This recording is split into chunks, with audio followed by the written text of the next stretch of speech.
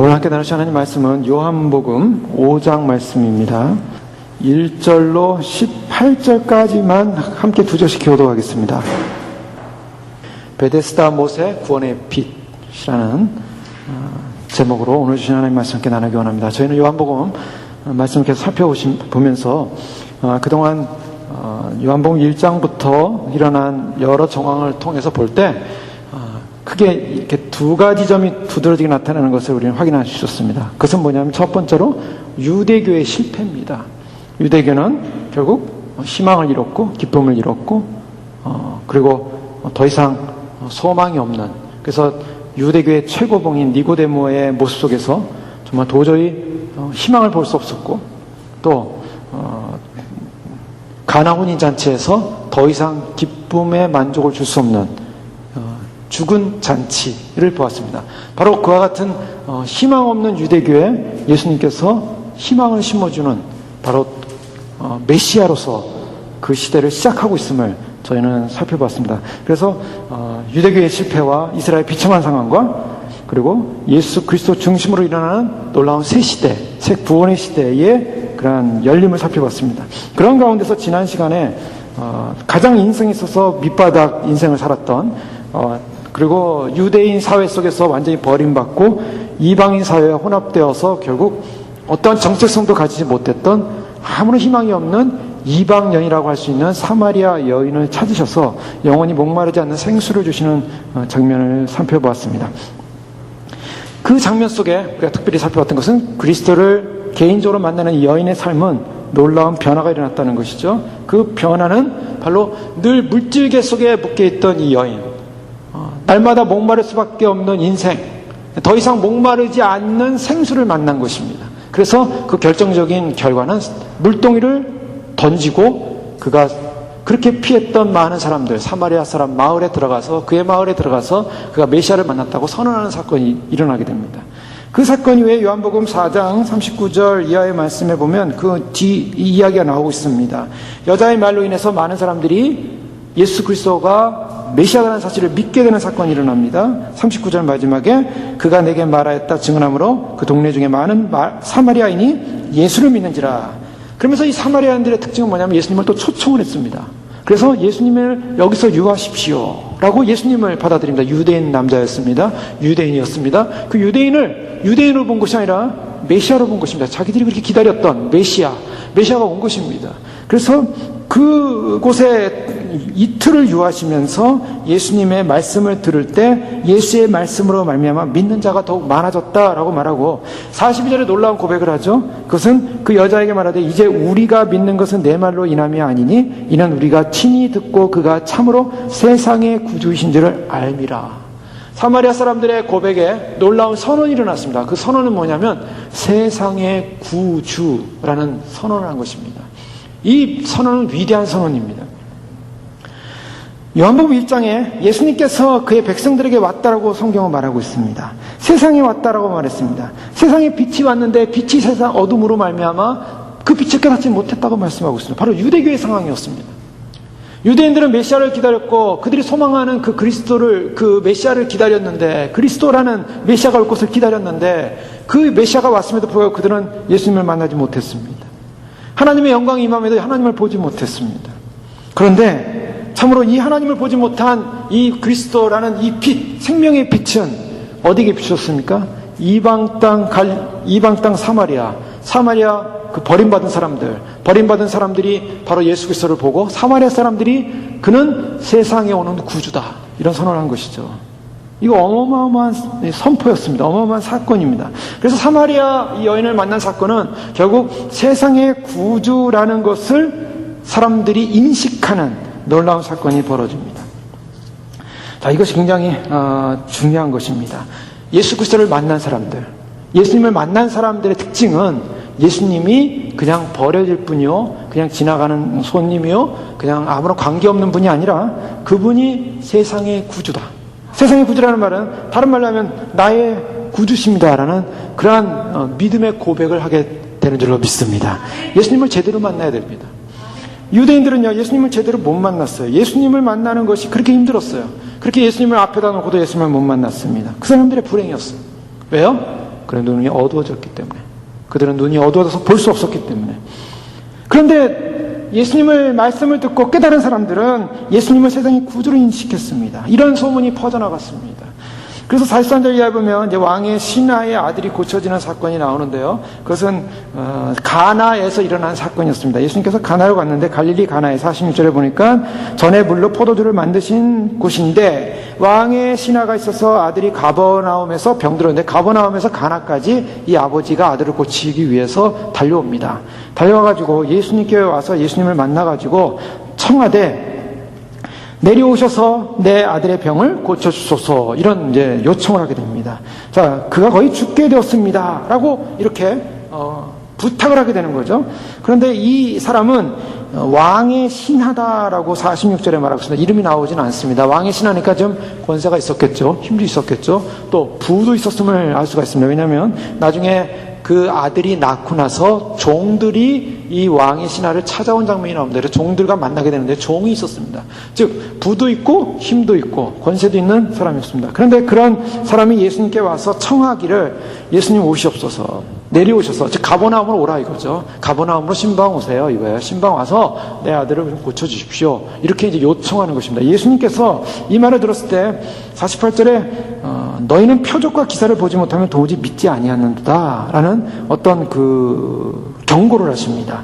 자, 이스라엘 백성들과 많은 사람들이요, 예수님을 바라볼 때 그냥 바로 믿지 못하고 어떠한 기적과 표적을 보길 원했다는 거죠. 예수님이 정말 그런 사람이냐, 예수님이 정말 고칠 수 있는 사람이냐, 예수님이 정말 능력 있는 사람이냐, 뭔가 좀 증명해봐라, 뭐 어떤 이런 표적을 보길 원했다는 거죠. 예수님이 그에 대한 책망과 더불어서 내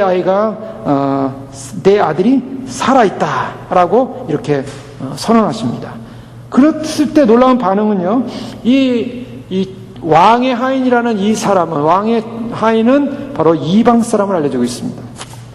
이 말씀을 믿고 갑니다. 이 말씀을 믿고 가서 내려가는 길에 종을 만나는데 아이가 살아있다라는 말을 들었고, 언제 그 아이가 살아났냐 할 때 바로 어제 7시에 열기가 떨어졌네요. 어제 7시라는 말은 오후 1시 정오 지나서 1시에 열이 떨어졌습니다라는 말을 알게 됐고, 그래서 온 집안이 믿었다. 이제 이런 사건이랍니다. 여기서 갈릴리에서 가나에서 행한, 갈릴리로 오신 후에 행하신 두 번째 표적이다라고 54절에 그렇게 두 번째 표적 얘기가 나오고 있습니다.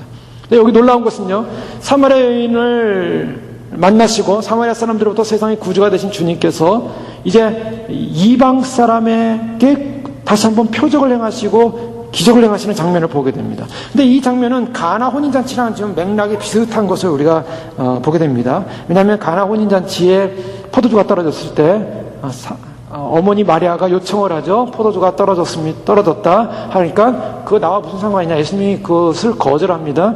자, 여기서 와서 우리 아들을 병을 고쳐주소서라니까 너희가 표적과 기사를 보지 않고 도무지 믿지 아니한다 라고 하면서 예수님께서 부정적인 표적 그런 말씀을 하세요. 근데 안 고쳐주실 것 같았는데 그럼에도 불구하고 신하가 이르되 주여 내 아이가 죽기 전에 내려오소, 다시 한번 요청하죠.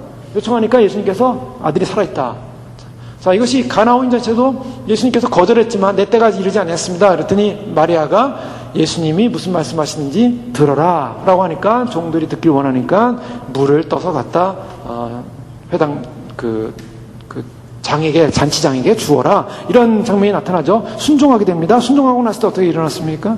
이때 가나 혼인잔치 이후에 제자들이 예수님을 믿었다라고 성경은 말하고 있습니다. 제자들이 예수님을 믿습니다. 근데 오늘 사건에서는 바로 왕의 신하의 가족이 아들이 낳았다는 사실을 알고 그가 어떤 분인가 자기와 온 집안이 믿었다라고 성경은 말하고 있습니다. 이것이 표적이었습니다.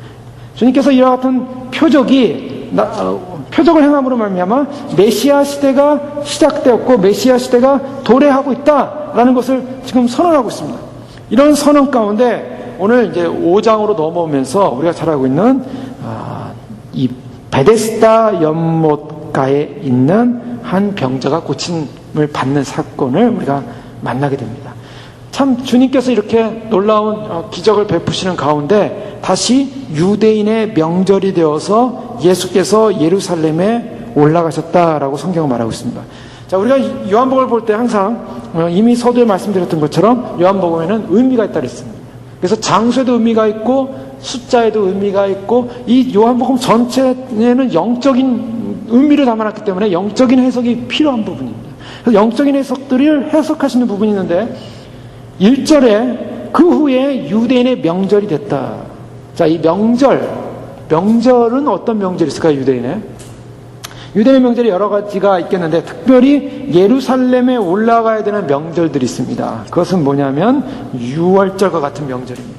특별히 요한복음에서는 이와 같은 명절들과 연관이 됐죠. 요한복음 6장 4절에도 또 유월절에 관해서 유월절기에 관한 이야기를 하고 있습니다. 마침 유대인의 명절인 유월절이 가까운지라. 예수님은 어떤 절기와 더불어서 명절과 더불어서 어떤 사건을 일으키는 것을 보게 되죠. 그리고 예수님께서 십자가에 못 박혀 돌아가실 때도 유대인의 명절, 유대인의 유월절과 연관해서 예수님은 돌아가셨습니다. 그러니까 예수님께서 어떤 사역을 행하실 때 그냥 행하신 것이 아니라 어떤 기적을 행하실 때 그냥 행하신 것이 아니라 거기에는 어떠한 의미를 담고 행하셨습니다.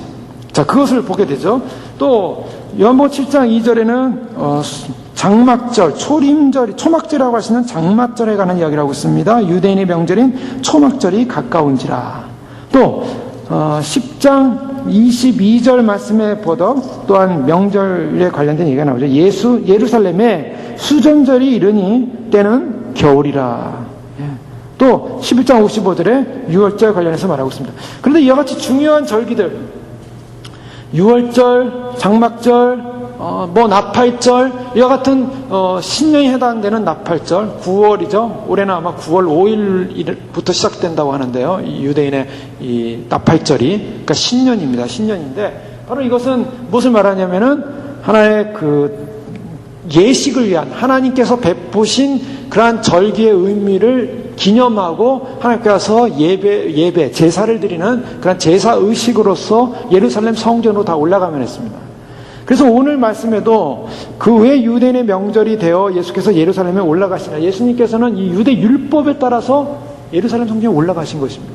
예수님이 이 땅을 사시면서요, 유대 율법을 완전히 무너뜨리고 무시하고 사신 게 아니었습니다. 예수님도 유대인이었고 유대적 상황 속에서 계셨기 때문에 그런 절기 상황에 맞춰서 움직이셨다는 것을 우리가 확인할 수 있습니다. 예루살렘 명절에 대해서 예루살렘에 이제 올라가셨는데요. 예루살렘 성전이 있는데 이 성전에는 바로 위쪽에 예루살렘 성전 위쪽에 있는 문이 있습니다. 이 성곽에 있는 문인데요. 이 성곽에 있는 문 여러 가지가 있겠지만 쭉 둘러서 있는데 그 둘러선 문 가운데 양문이라는 문이 있었습니다. 그 양문이라는 문 곁에 베데스다라는 또한 못이 있었다라고 말하고 있습니다. 여기에는 행각 5이 있었다. 자, 지금 이 요한복음 5장이 시작되면서 이 5장에서 일단 우리가 볼 수 있는 것이 베데스라는 못은 무엇인가? 물과 연관되어 있습니다. 자, 베데스다라는 물이 모여 있는 연못이 있는 바로 행각 5이 있는 양문이라는 바로 그 곁에, 즉 양문이라는 것은 예루살렘 성곽의 문 가운데 특별히 양이 제단에 바쳐지기 위해서 들어가는 문이었습니다. 우리나라에도 보면은 우리나라 4대문 가운데 동대문, 남대문, 북문, 여러 가지 있었겠죠, 서문. 근데 시구문이라는 것이 있지 않습니까? 시구문. 그 시구문은 뭐냐면, 우리나라 한양 도성 안에서 사람이 죽게 되면 시체가 나가는 문입니다. 아주 조그만 문이죠. 시구문, 그런 것처럼요. 옛날에는 어떤, 특별한 어떤 사건 때 그 사건이 지나가야 되는 어떤 특별한 문들이 있었습니다. 특별히 양문이라는 것은요, 느헤미야에 보면 느헤미야 때 1차 귀환을 해서 이스라엘 백성들이 바벨론에 와서 예루살렘 성벽 재건을 하게 되죠. 근데 재건하는 일 가운데 분단되어서 처음으로 했던 일 가운데 한 가지가 양문을 재건하는 일이 나옵니다. 그래서 느헤미야 3장 1절에 보면 양문에 관한 얘기가 나오고 있어요. 그리고 양문과 다른 문들을 쭉 만드는데요. 쭉 만들어서 마지막 문은 한밑간문이라고 해서 이것은 심판의 의미로서 심판의 문이다라는 그런 심판의 문도 있었습니다. 양문이 있었고 심판의 문이 있었어요. 어쨌든 지금 예루살렘 성전 바로 위쪽, 북쪽에 있는 문이 양문이었는데 그 양문을 딱 통과하면서 뭐가 있냐면 베데스다 못이 있었다는 것입니다. 예수님께서는 바로 그곳에 지금 가신 것입니다. 그곳에 가셨는데 이 상황이 그 다음에 보니까 이 못에는 어떠한 특별한 사건이 있었습니다. 그 안에는 누가 있었냐면 많은 병자가 있었다라고 성경은 말하고 있습니다. 지금 무슨 절기입니까? 명절입니다. 저희가 명절 하면은 이스라엘 사람들은 아주 의미가 있는 절기, 우리나라도 뭐 명절 때는 사람들이 좀 이렇게 마음이 들뜨지 않습니까? 그런데 이스라엘은 특별히 그들이 유월절 같은 경우는 구원받은 영광의 절기요, 또 나팔절은 신년이 시작되는 절기요. 그래서 그들이 절기를 지킬 때는 하나님을 만나고자 하는 소망을 가지고 예루살렘에 다 올라갔다는 거예요. 그런데 유대 교회에 있어서, 이스라엘에 있어서 가장 중요한 하나님께서 정하신 그 유대 절기를 지키려고 바로 예루살렘에 올라갔는데, 예루살렘의 상황이 어떤 상황이 벌어졌냐면, 예루살렘 그 성 안에 있는 상황이 바로 사람들이 많은 병자가 있었다는 것입니다. 자, 이것이 상징입니다. 이것이 하나의 의미예요. 예수님께서 명절 때 예루살렘에 올라갔는데, 예루살렘에 올라가서 많은 사람들이 북적이고 많은 사람이 즐겁고 많은 사람이 기뻐해야 될 그 명절인데, 명절에 무슨 현상이 뭐냐면 병인들이 있었다는 거예요. 자, 예루살렘이 우울한 모습을 말하고 있습니다. 여러분 그렇지 않습니까? 아픈 사람 있고 병 때문에 고생하는 사람 있으면은 뭐 명절이 기쁘지가 않죠. 명절이 있어봤자 뭐 그 명절이 뭐 빨리 지나갔으면 좋겠고, 그냥 그 아픈 사람이 빨리 낫는 것이 소망이지, 인간들의 육적인 소망이라는 것이 뭐 명절이 즐겁고 뭐 이렇게 생각하지 않아요. 인간들이 그렇게 대단하지가 않습니다.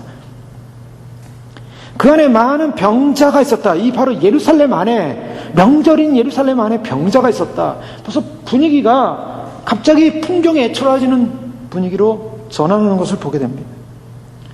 그런데 그 병자들의 자세한 내용들이 나오고 있는데, 어떤 병자가 지금 성경에서 지목되고 있냐면 많은 병자가 있었겠죠. 근데 그 중에서 요한은 맹인이 있었다. 첫 번째 맹인을 주고 있습니다. 두 번째 다리 저는 사람이 있다. 세 번째 혈기 마른 사람들이 누워 있었다 라고 말하고 있어요. 자, 여러분 이것이요, 그냥 많은 병인들 가운데 그냥 아무나 그냥 대충 이렇게 써서 나열했을 거라고 생각하지 마십시오. 성경은 하나님의 감동으로 된 것으로, 성령님께서 이 성경을 쓸 때 감동을 주셔서 어떠한 하나를 표현할 때도 그냥 표현하지 않고 하나님의 메시지를 담고 있다고 믿으시기 바랍니다.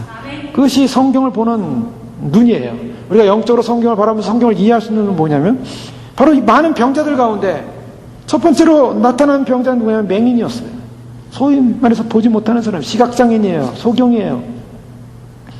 그 다음에 다리를 절고 있어서, 이 다리 저는 사람은 한편으로는 중풍병자로 보여지기도 하고, 그래서 정상적인 걸음을 할 수 없는 사람이다 라는 것을 상징하고 있습니다. 혈기 많은 사람인데요, 혈기 많은 사람은 성경의 여러 부분에서 표현되고 있습니다. 이 혈기 많은 사람은 특별히 이 손이 마른다든가 이 몸이 말라가지고 피가 말라서 결국에는 이 몸을 제대로 쓸 수 없는, 그러니까 소위 말해서 몸을 움직일 수 없는 존재들을 말하고 있습니다. 그리고 재밌는 것은요, 바로 이와 같은 병인들이 있는 곳에 뭐가 있습니까? 행각 다섯이 있었다. 행각 다섯이 있었다라고 2절에 말하고 있어요. 다섯. 행각이 다섯인 이유는 또 뭘까? 자, 여러분 이런 것들을 하나하나 보면은 뭐 그렇게 꼭 그렇게 생각해야 됩니까? 라고 이해할 수도 있겠어요. 그 질문할 수도 있겠어요. 그렇지 않습니다. 행각 다섯이 있다라는 이 표현은요, 하나의 그 은총적 표현입니다. 베데스다라는 이 말은요, 베트와 헤세드의 연합, 합성어로 사람들이 보통 해석을 합니다. 왜 베데스다냐? 베트와 헤세드. 헤세드라는 것은 자비, 멀시라고 했습니다. 하나님의 인애와 인자를 말하고 있어요. 그래서 이것은 은혜의, 베트하면 집입니다. 베틀레헴, 우리가 베들레헴, 예수님께서 어디서 태어났습니까? 그러면 베들레헴에서 태어나죠. 근데 우리가 베들레헴은 이제 베틀레헴입니다. 그러면 베트는 뭐냐? 집이라는 의미가 있고, 레헴은 떡이라는 의미가 있습니다. 그래서 예수님이 태어난 장소는 어디냐면 베들레헴, 우리나라 말로 바꾸면 떡집에서 태어났다. 떡집에서 태어났다는 것입니다. 예수님은 자신을 생명의 양식이라고 표현했죠. 하늘로부터는 나는 생명의 양식이다, 생명의 떡이다, 이런 표현을 하고 있습니다. 예수님께서 태어나신 것이 떡집에서 태어났다, 생명의 양식으로 태어났다, 어떤 이러한 장소적 개념과 예수님이 갖는 삶의 본질적 구속의 내용들이 연관이 되고 있음을 보게 됩니다. 오늘도요, 베들레헴 양문 곁에 히브리 말로 베트 헤세드, 즉 자비의 집이라는 곳에 못이 있는데 행각 다섯이 있는 곳이었습니다. 행각 다섯은 은혜, 다섯이라는 말은 은혜와 은총의 수를 보통 상징을 하는 걸로 보고 있습니다. 왜냐하면 요셉이 창세기에 보면은 그 요셉이 그 동생, 그의 이복 형들이 아닌 친어머 라헬로부터 나온 동생이 한 명 있지 않습니까? 베냐민이었습니다. 근데 베냐민을 만나고 나서 요셉이 너무 기뻤어요. 자기 친동생을 만난 거예요. 그래서 다른 형들보다 요셉이 베냐민에게 다른 사람보다 식물, 먹을 것을 얼마나 줬냐면 5배를 더 줬다 이렇게 표현하고 있어요. 창세기 43장 34절에. 요셉이 자기 식물로 그들에게 주되 베냐민에게는 다른 사람보다 5배나 주매 그들이 마시며 요셉과 함께 즐거워하였더라. 5배를 줬대요.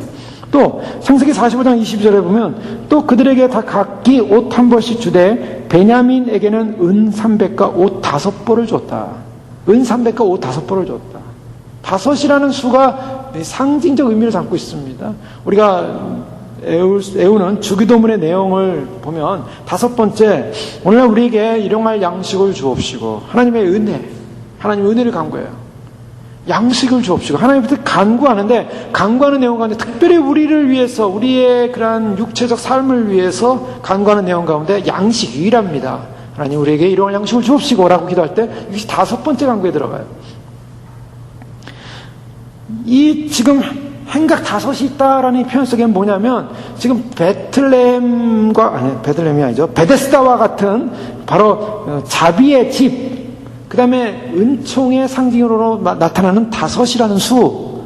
이게 뭐냐면 지금 바로 이 은혜의 집에서, 은총의 집에서 하나님의 은혜를 구하고 있는 5이라는 은혜를 소망하는 이스라엘 백성들의 이스라엘 현실의 모습은 병자들이었고, 그 병자들의 문제는 뭐냐면 병이 고침받고 있지 못했다라는 데 문제가 있습니다.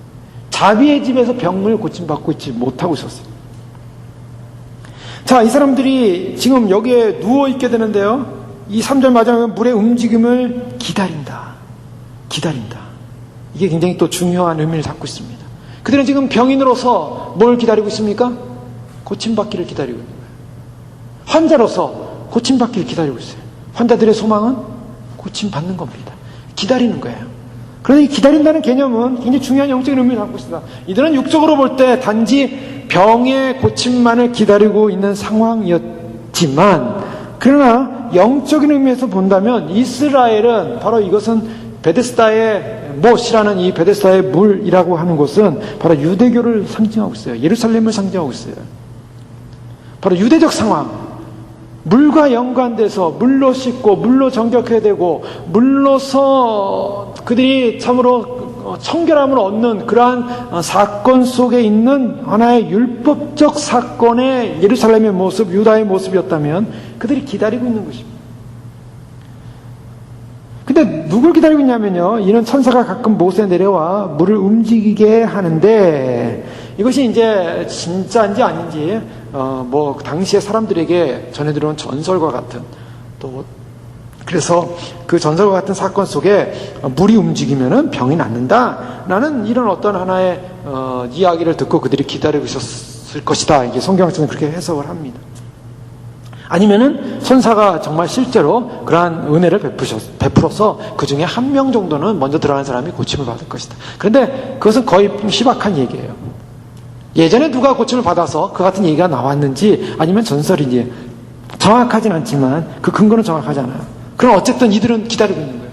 누가 거기 가서 고침을 받고 있을지. 그런데 거기 38회 된 38년 된 병자가 있었다라고 성경은 말하고 있습니다. 38년 된 병자. 자, 여기까지 상황을 보면요, 참 명절, 좋은 날, 참 하나님을 만나는 날, 기쁨의 날. 그런데 그들의 현실은 고침받지 못한 현실. 그들은 메마른 현실. 그들은 물이 있었지만, 그러나 물이 언제 움직일지도 모른 채 막연히 기다려야만 하는 현실. 답답한 현실입니다. 애처로운 현실입니다.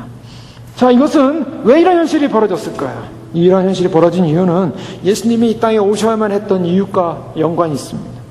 이스라엘 백성들은 하나님의 은혜를 받은 백성들이었습니다. 하나님의 은혜를 받아서 그들은 율법을 받았고 하나님의 사랑을 받았고 율법을 지킴으로 다른 타민족과 비교할 수 없는 축복을 받은 백성이었습니다. 하나님을 만나는 백성이었고 하나님께 예배하는 백성이었고 하나님의 용서와 사랑을 경험할 수 있는 백성이었어요. 그럼에도 불구하고 그들은 하나님께서 부어주신 주권적 자비와 하나님의 은혜에 대해서 그런 감사치 못했다는 것입니다. 그들은 하나님만을 신뢰하고 하나님만을 섬겨야 될 백성이었음에도 불구하고 하나님을 하나님대로 여기지 않고 하나님을 가벼이 여기고 그들은 자기들이 원하는 편하고 좋은 그러한 세상적 우상의 상황들을 좋아했고 마음이 그쪽으로 빼앗겼고 하나님을 떠나기 시작했다는 것이죠. 자, 하나님께 감사하고 영원히 하나님과 함께해야 될 백성이 하나님에 대한 감사를 잊어버리고 배은 망덕한 길을 걷기 시작할 때 나타나는 현상은 비참함이라는 것입니다. 바로 이 모습이었어요. 유대인들은 병들어 있었어요. 저들은 율법이 있었으나 율법으로 해결되지 않는 병듦이 있었습니다. 저들은 율법을 가지고 있는 것 자체가 자랑이었지 그 율법 자체를 해서 하나님을 만나는 기쁨과 감격 속에 매여있지 못했습니다. 여러분, 이것은 굉장히 중요한 부분입니다. 우리가 신앙생활하면서 우리가 신앙생활하는 어떤 종교도 틀을 가질 수 있습니다. 교회도 다닐 수 있습니다. 말씀도 성경도 가지고 있을 수 있습니다. 또 여러 가지 종교적 습관도 있을 수 있습니다. 그러나 그 모든 것이 있음에도 불구하고 우리가 메말라 있고 병들어 있고 하나님을 만나지 못하고 있고 하나님께 감사치 못하는 인생이 될 수 있다는 것입니다. 유대인들은 누구보다도 다른 누구보다도 하나님 앞에서 가까운 존재요, 구원받는 존재요, 선택받은 존재라는 자부심이 있었습니다. 그런데 그들은 진정 하나님을 만나고 예배하지 못하고 있었습니다. 진정 하나님으로부터는 진정한 용서와 치유를 경험하지 못하고 있었습니다.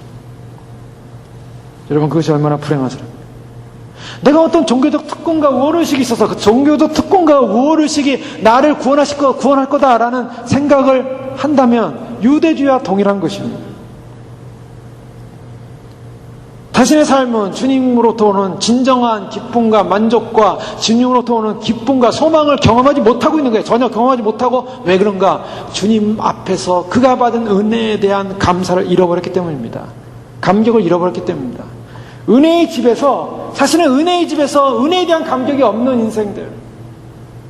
유대인들은 하나님의 은혜를 받았음에도 불구하고 은혜에 대한 감사와 감격이 없었습니다.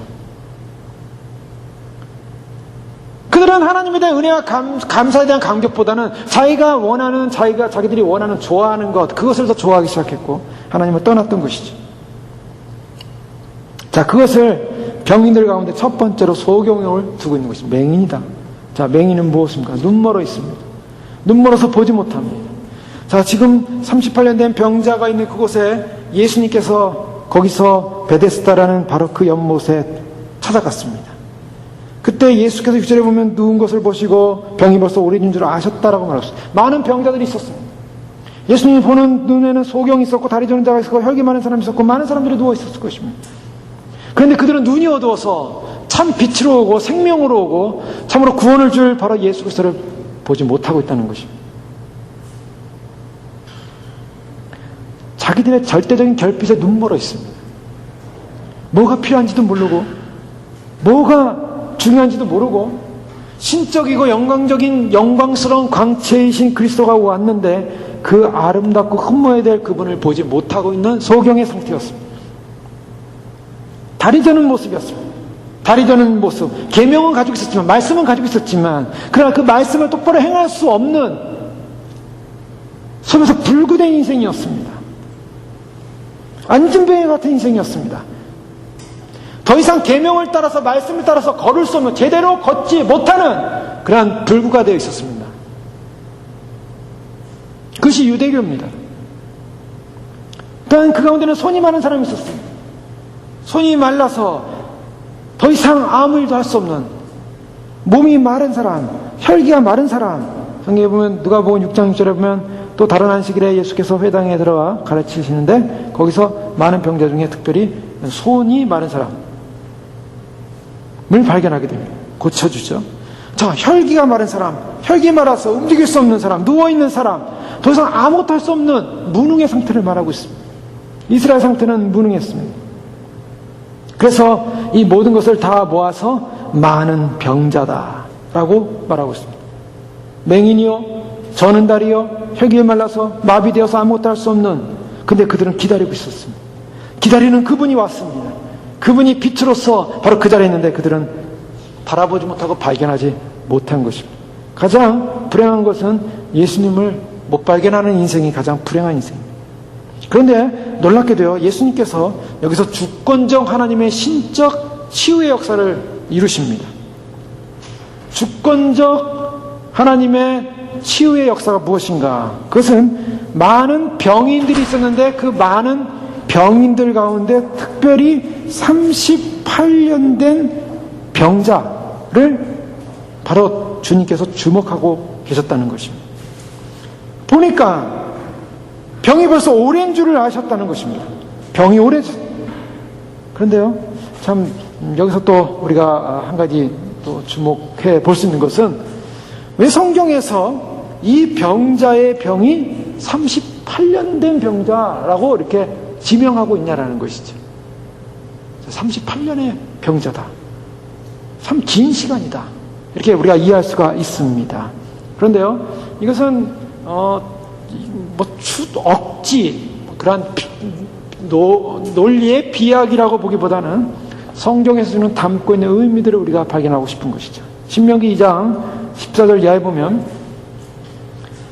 이스라엘 백성들 향해 이렇게 말하고 있습니다. 가데스 바네아에서 떠나 세레 시내를 건너기까지 38년 동안이라. 이때에는 그 시대의 모든 군인들이 여호와께서 그들에게 맹세하신 대로 진중에서 다 멸절되었나니 여호와께서 손으로 그들을 치사 진중에서 멸하신 고로 필경은 다 멸절되었느니라. 가데스 바네아에서 떠나 몇 년 동안이라면 38년이라고 말하고 있습니다. 이스라엘 백성이 광야 생활한 것을 우리는 총 몇 년이라고 할까? 40년이라고 합니다. 그런데요, 이스라엘 백성들이 실제로 광야를 도운 것은 38년이라는 것입니다. 왜냐하면 2년 동안 뭐 했는가? 2년 동안 이스라엘 백성들은요, 광야의 초입에서 시내산에서 머물면서 하나님으로부터 모세가 계명을 받습니다.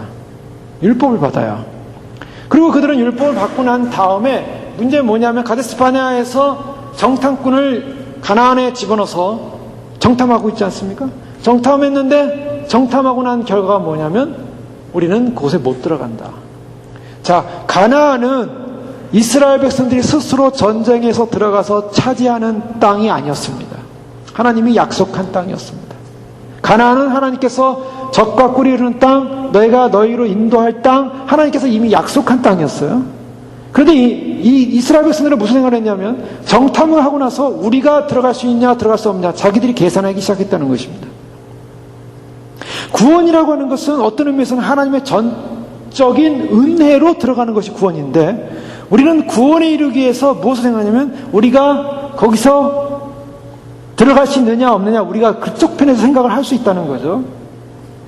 근데 문제는 뭐냐면은 우리 힘으로 불가능하다라는 결론을 내렸습니다. 결론을 내리자마자 그들은 하나님을 원망하기 시작했습니다. 하나님의 약속을 붙잡는 것이냐 하나님을 원망하는 것이냐. 자, 인간적으로 계산해서 오히려 계산해서 우리가 불가능하면 하나님을 더 붙잡았습시다. 이렇게 결론이 났더라면 더 아름다웠을 거예요. 여호수아와 갈렙은 그걸 붙잡았죠. 인간적으로는 불가능하지만 하나님께서 우리에게 주신 것이니 저들은 우리의 밥이라 우리가 들어가서 저 땅을 차지하자. 그들은 그렇게 믿음으로 고백했어요. 그런데 똑같은 정황을 놓고 인간들은 하나님께서 주는 약속에 대한 약속을 잊어버리고 자신들의 무능함 앞에서 절망한 것입니다. 그리고 그 다음에 한 일은 뭐냐면 하나님을 원망하기 시작했죠. 하나님의 원망받을 이유가 전혀 없었습니다. 왜요? 이스라엘 백성들을 가나안에 집어넣겠다고 약속하셨기 때문에. 근데 하나님이 약속했는데 그 약속을 신뢰하지 않고 인간은 뭐하냐면 원망하더라는 거예요. 그 원망한 대가가 뭐냐면 너희가 정탐한 날, 바로 40일 한 날을 1년으로 계산해서 40년 동안 돌게 하겠다. 그 40년 동안 못 들어간 것입니다. 2년 동안 못 들어가고 나머지 38년을 못 들어갔어요. 자, 오늘 이 38년 된 병자라는 이 표현을 쓸 때 이 병자의 모습은 바로 이스라엘 광야의 상황을 말하고 있습니다. 하나님의 은혜 가운데 구원받아야 될 백성이 하나님의 은혜의 섭리를 인식하지 못하고 결국 하나님을 신뢰하지 못한 인생 속에는 무엇이 있었냐면 결국 가나안에 들어가기 위해서 38년을 기다려야만 했다는 것입니다. 자, 그러면 이거 다른 표현으로 하면요, 38년 후에, 즉 토탈 40년 후에 이스라엘 백성들이 요단강을 건너 가나안에 들어가는 것은 자기들의 힘입니까? 하나님의 약속이요, 은혜요, 하나님의 계획이요, 섭리였습니까? 40년의 후에 들어가는 것은 하나님의 은혜였습니다. 그들의 힘으로 들어가는 게 아니었어요. 그들은 그들이 38년 동안 계속 광야에서 돌다가 하나님의 시간이 되니까 하나님께서 그들을 안으로 데려고 들어가기 시작한 것입니다. 자, 오늘 이 38년 된 병자, 38년을 지냈습니다. 38년을 지낸 이 병자에게 찾아온 것은 무엇이었습니까? 구원이라는 은혜가 찾아오기 시작했다는 것입니다. 그 구원이라는 은혜가 또 예수 그리스도였습니다. 바로 그런 의미를 담고 있습니다. 그 많은 병자들 중에, 그 많은 환자들 중에 예수님께서는 38년 된 병자를 보고 계셨습니다.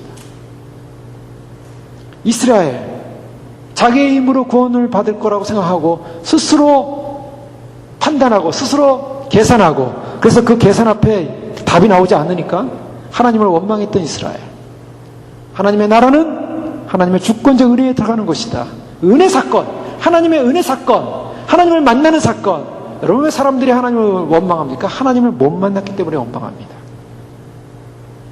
하나님을 제대로 못 만났기 때문에 사람들은 하나님에 대한 갈등이 일어납니다. 주님이 원하시는 것은 하나님을 제대로 만나길 원한다는 것입니다. 하나님을 만나는 데는 우리의 조건이 아니라 하나님의 전적인 은혜라는 사실을 깨닫게 되는 사건이 일어납니다. 여러분, 하나님을 만나게 되면요, 우리는 하나님을 만남으로 말미암아 이것은 전적인 하나님의 은혜입니다라는 그 은혜의 감격을 누리는 것입니다. 사마리아 여인을 찾아온 예수님께서 사마리아 여인을 기다리시고 사마리아 여인에게 그의 질문에 대답을 해주시면서 결국 드러내고 싶었던 것은 참된 생수이신 예수 그리스도, 바로 메시아이신 예수 그리스도, 내가 바로 그다. 바로 그걸 드러내기 원하셨어요. 자, 이 여인은요, 예수님께 무슨 대단한 선물을 받은 것도 아닙니다. 진짜 물 한 방울 받은 것도 아니었어요. 그러나 예수님이 바로 그라, 하나님이시다, 우리가 기다린 그 메시아다라는 사실을 알았을 때 그 은혜에 감격했던 것입니다.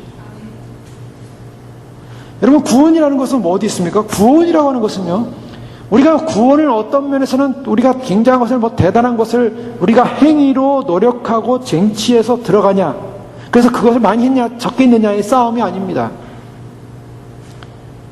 내가 다른 사람들보다 더 많이 전도했고, 내가 다른 사람보다 더 많이 섬겼고, 내가 다른 사람보다 더 많이 봉사했고, 내가 다른 사람보다 더 많이 수고했고, 내가 다른 사람들보다 더 많이 했기 때문에 난 들어갈 자격이 있는 가치가 거기 있지 않다는 것입니다.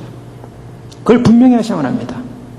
만약 그런 가치를 생각한다면 항상 어떻게 하냐면 항상 비교하면서 재게 돼 있습니다. 아, 나는 저 사람보다 더 나는 선교를 많이 했어. 나는 저 사람보다 더 봉사를 많이 했어. 나는 저 사람보다 더 이러면 실수하기 시작하는 거죠.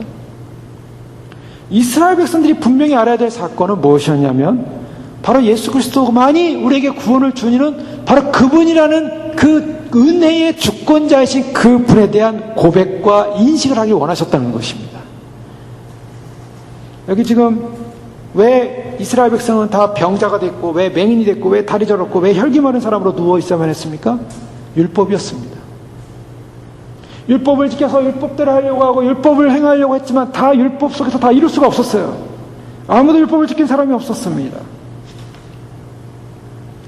율법을 통해서 아무도 그 구원을 이룰 수 없다는 사실을 알 때 그들은 절망하기 시작했던 것이죠. 좌절하기 시작했던 것이죠. 그리고 하나님의 전적인 은혜에 대한 소망을 잃어버리기 시작했습니다. 지금 이스라엘에게 필요했던 것은 다른 문제가 아니라 바로 전적인 구원의 주권자이신 예수 그리스도를 통해서 은혜를 경험하는 사건이 필요했던 것입니다. 은혜의 사건. 여러분, 병자에서 죄인에서 유일한 소망이 무엇입니까? 그것은 치유라고 했어요. 치유라고 했습니다. 근데 그 치유는 하나님의 전적인 은혜를 통해서 이루어질 때 그것이 진정한 치유가 되는 줄로 믿습니다.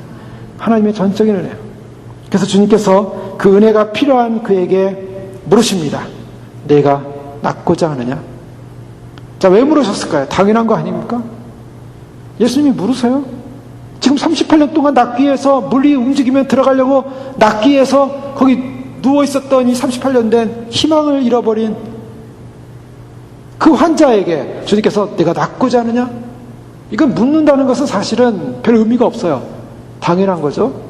그런데 그의 마음을 알고 싶었던 거죠. 정말 낫고자 하느냐? 이것은 무엇을 말하냐면 정말 너는 무능한 것을 인정하느냐?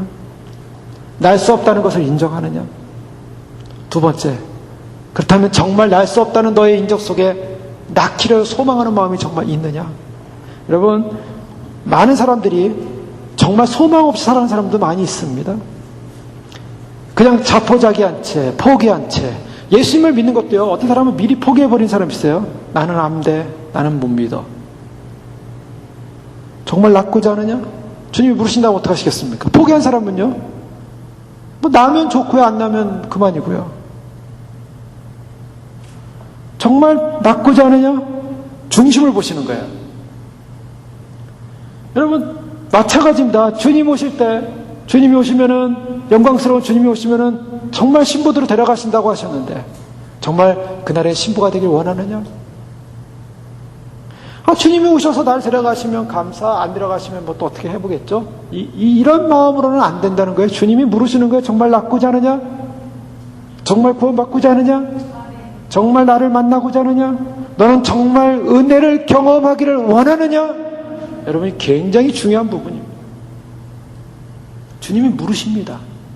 아무런 희망이 없고 무력감에 빠져 있고 절망감에 빠져 있고 정말 너는 너의 생의 목적 가운데 여기 있는 존재적 의미 가운데 정말 그 은혜를 경험하고 싶냐? 여러분 어떻습니까? 자포자기한 채 절망스럽게 그냥 날마다의 삶이니까 똑같은 습관적 삶으로서 그냥 날마다 지내다 보면 어떻게 되겠지? 주님은 그걸 원치 않으십니다. 정말 제대로 믿고 제대로 준비하고 제대로 주님을 사랑하고 제대로 내가 질병에서 고침받고 제가 제대로서 구원받기를 정말 소망합니다. 그런 중심이 있어야 됩니다. 병자가 대답하되 그런데 이 병자는 어떤 대답을 했습니까?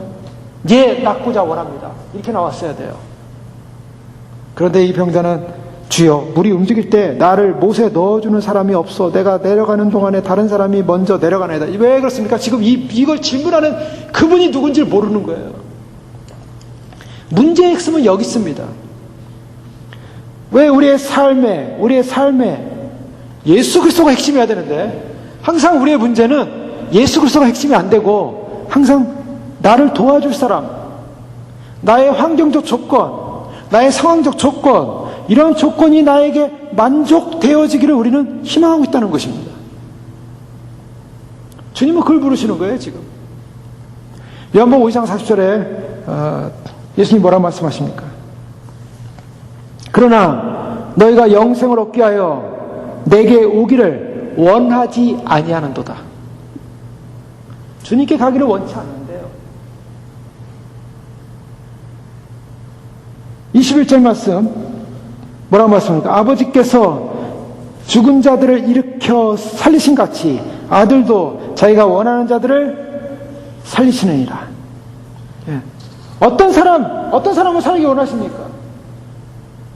아버지께 영생을 얻게 해요. 내가 영생을 얻게 해서 주님께 가기를 원합니다. 주님을 만나기를 원합니다. 주님을 만나기를 소망합니다.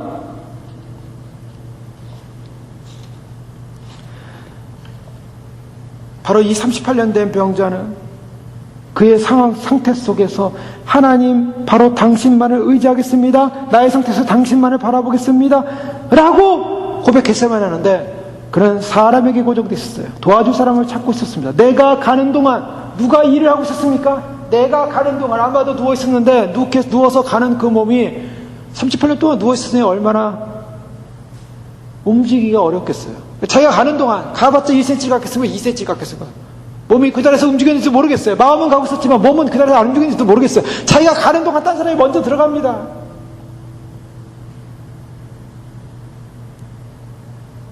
자, 여기서 보면은 내가 가는 동안 나를 도와줄 사람이 없어서는 구원 못 받고 있습니다. 자, 이 사람이요, 지금 물이 동하고 있는 사이에 누군가 도와줬어요. 예수님 옆에서 그래? 그럼 내가 물 동할 때 널 넣어줄게. 물이 막 동하고 있어요.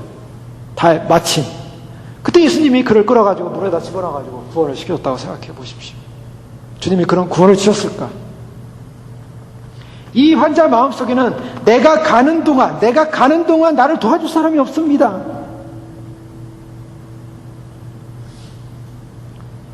인간의 본성 가운데 내가 자신이 무엇인가 하고 있을 동안에, 내가 무엇을 하는 동안에 나를 도와줄 사람이 없어서 나는 구원을 못 받고 있군요. 여기에 초점을 두지 말라고 하시는 것입니다. 내가 이렇게 가려고 하는데 나를 도와줄 사람이 없네요.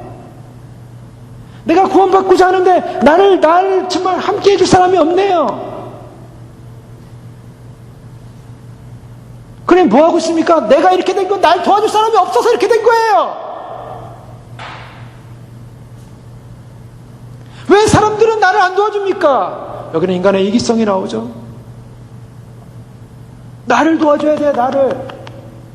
내가 구원받기 위해서, 내가 저 물에 들어가기 위해서 움직이지 못하는 나를 도와줄 사람이 없어서 내가 이렇게 하고 있습니다, 지금.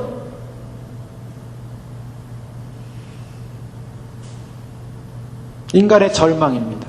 얼마나 불행입니까? 불행이 되어 그걸 꿈꾸는 사람들은 영원히 아무도 도움을 받지 못할 거예요. 자기 도와줄 사람 없어요. 그 구원을 위해서 날 도와줄 사람 없어요. 물이 움직이면 자기 들어가기도 바쁜데 지금 남 보게 생겼어요, 지금. 야, 요번 부를 때 너 먼저 가서 구원 받아라. 그런 사람이 있으면 얼마나 감사하겠어요. 뭐 물이 움직이고 있어요. 다 환자예요. 다 병자예요. 다 죽어가고 있어요. 다 살지 안 발지 이게 물이 언제 움직일지도 모르는 판에 한 번 움직이고 있어요. 지금 수십 년 기다렸어요. 38년 동안 기다리다가 몇 번 움직이는지 모르겠어요. 근데 그때 단 사람이 살아버리네요. 나는 아무도 안 도와주네요.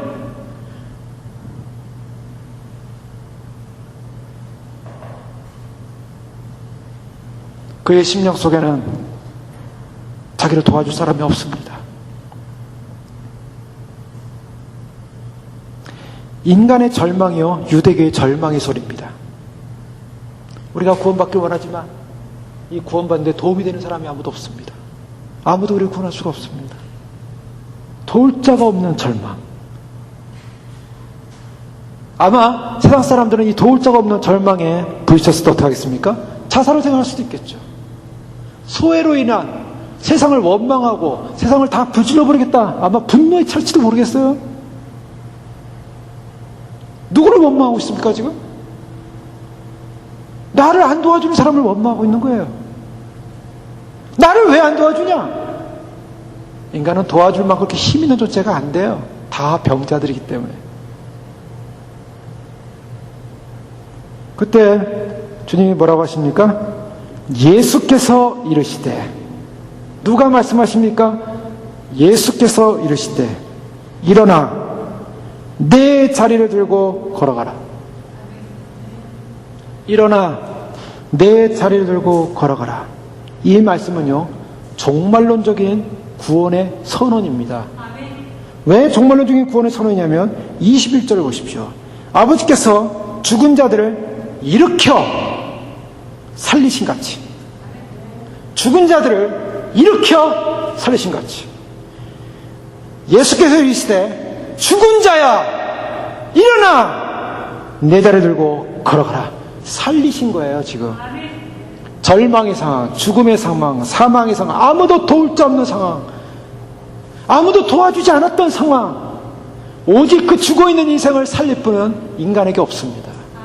예수 그리스도, 그분만이 살리신다는 거예요. 그분이 명령하시는 거예요. 이 명령은 대단한 확신이 있는 명령입니다. 여기는 절대적인 순종과 절대적인 반응만이 필요한 것입니다. 여러분, 주님께서 이르시되 일어나 라고 할 때 이 절대적인 명령 앞에 그 죽은 자는 일어나야 되는 것입니다. 일어났습니다. 그리고 자리를 들고 걸어갔습니다. 그 사람이 곧 나아서 자리를 들고 걸어가니라.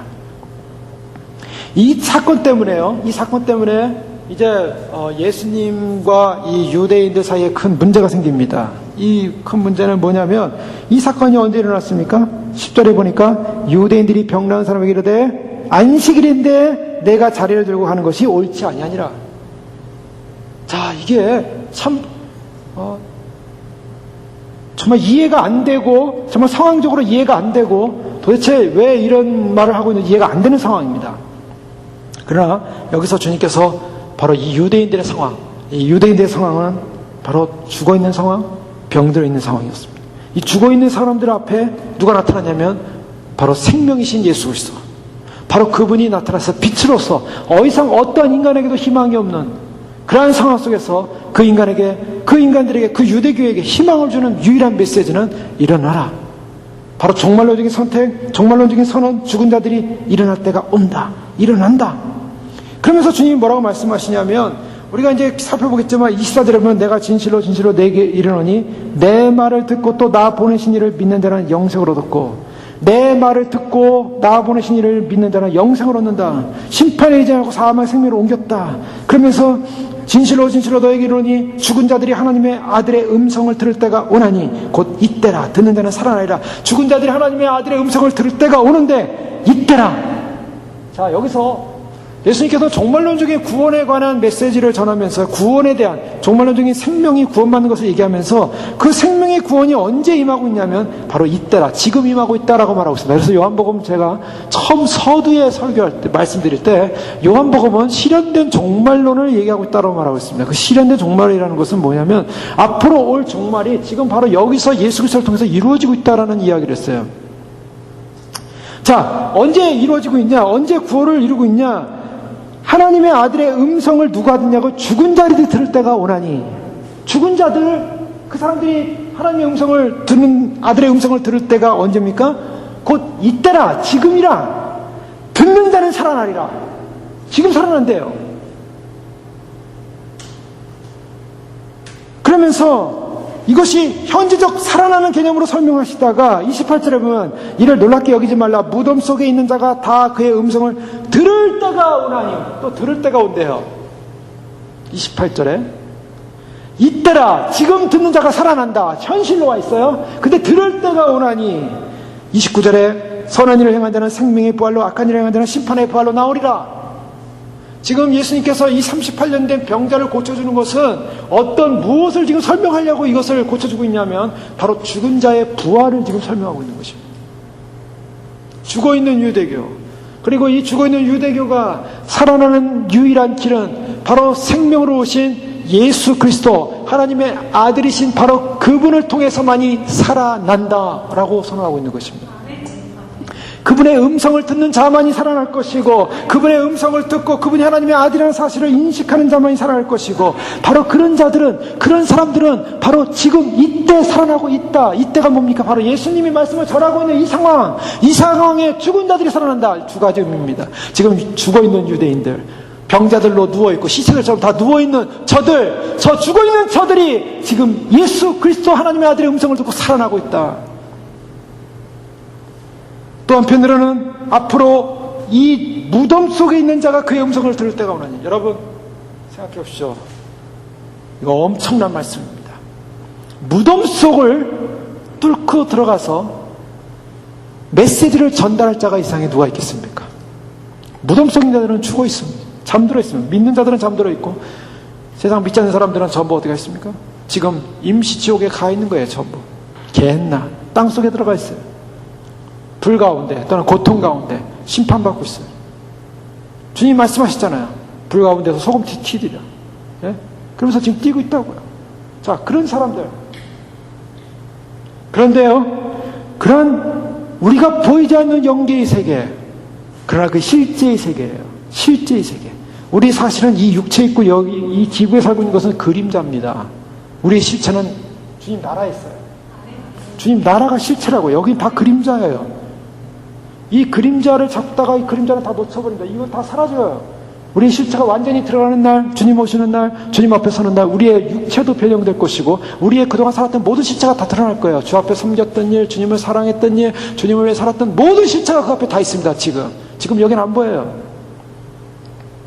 그런데요, 바로 죽어있는 그 사람들, 잠자는 그 사람들, 바로 그 무덤 속을 뚫고 들어가서 무덤 속에서 외치는 하나님의 아들의 음성을 그들이 듣는다는 거예요. 우주 역사 가운데, 지구 역사 가운데, 인류 역사 가운데 죽음을 뚫고 들어가서 죽음 속에서 그의 음성을 알리고 그 음성을 듣는 자는 살아나리라, 부활하리라. 어마어마한 사건입니다. 물론 그때는 생명의 부활과 심판의 부활로 나오는데요, 이 생명의 부활과 심판의 부활은 바로 지금 이때라. 지금 죽은 자들이 살아난다. 이 말씀이 뭐냐면, 지금 죽어있는 그 자들이, 바로 죽어있는 그 사람들이, 죽어있는 주님을 알지 못하는 사람들이, 죽어있는 유대인들이, 죽어있는 예수님을 경험하지 못한 사람들이 그의 아들의 음성, 하나님의 아들의 음성을 듣고 믿게 되면 그들은 살아나는 것이다. 근데 그 살아남은 앞으로 정말론적 생명의 부활로 살아나는 것과 같은 것이다. 그러나 그의 음성을 들음에도 불구하고 그의 음성을 거절하는 자들, 그의 음성을 인식하지 않는 자들, 그 음성에 대해서 받아들이지 않는 자들은 심판의 부활을 경험하게 될 것이다. 자, 그래서 예수 그리스도를 믿지 않는 자는 이미 심판을 받았다고 주님 말씀하고 있어요. 자, 주님께서 38년 된 병자를 고치면은 물과 전혀 상관이 없었습니다. 유대인들이 그 물로 인해서 고침받기 원하는 그 물과는 전혀 상관없이 예수님의 말씀에 의해서 말씀의 음성을 듣고 치유는 일어났어요.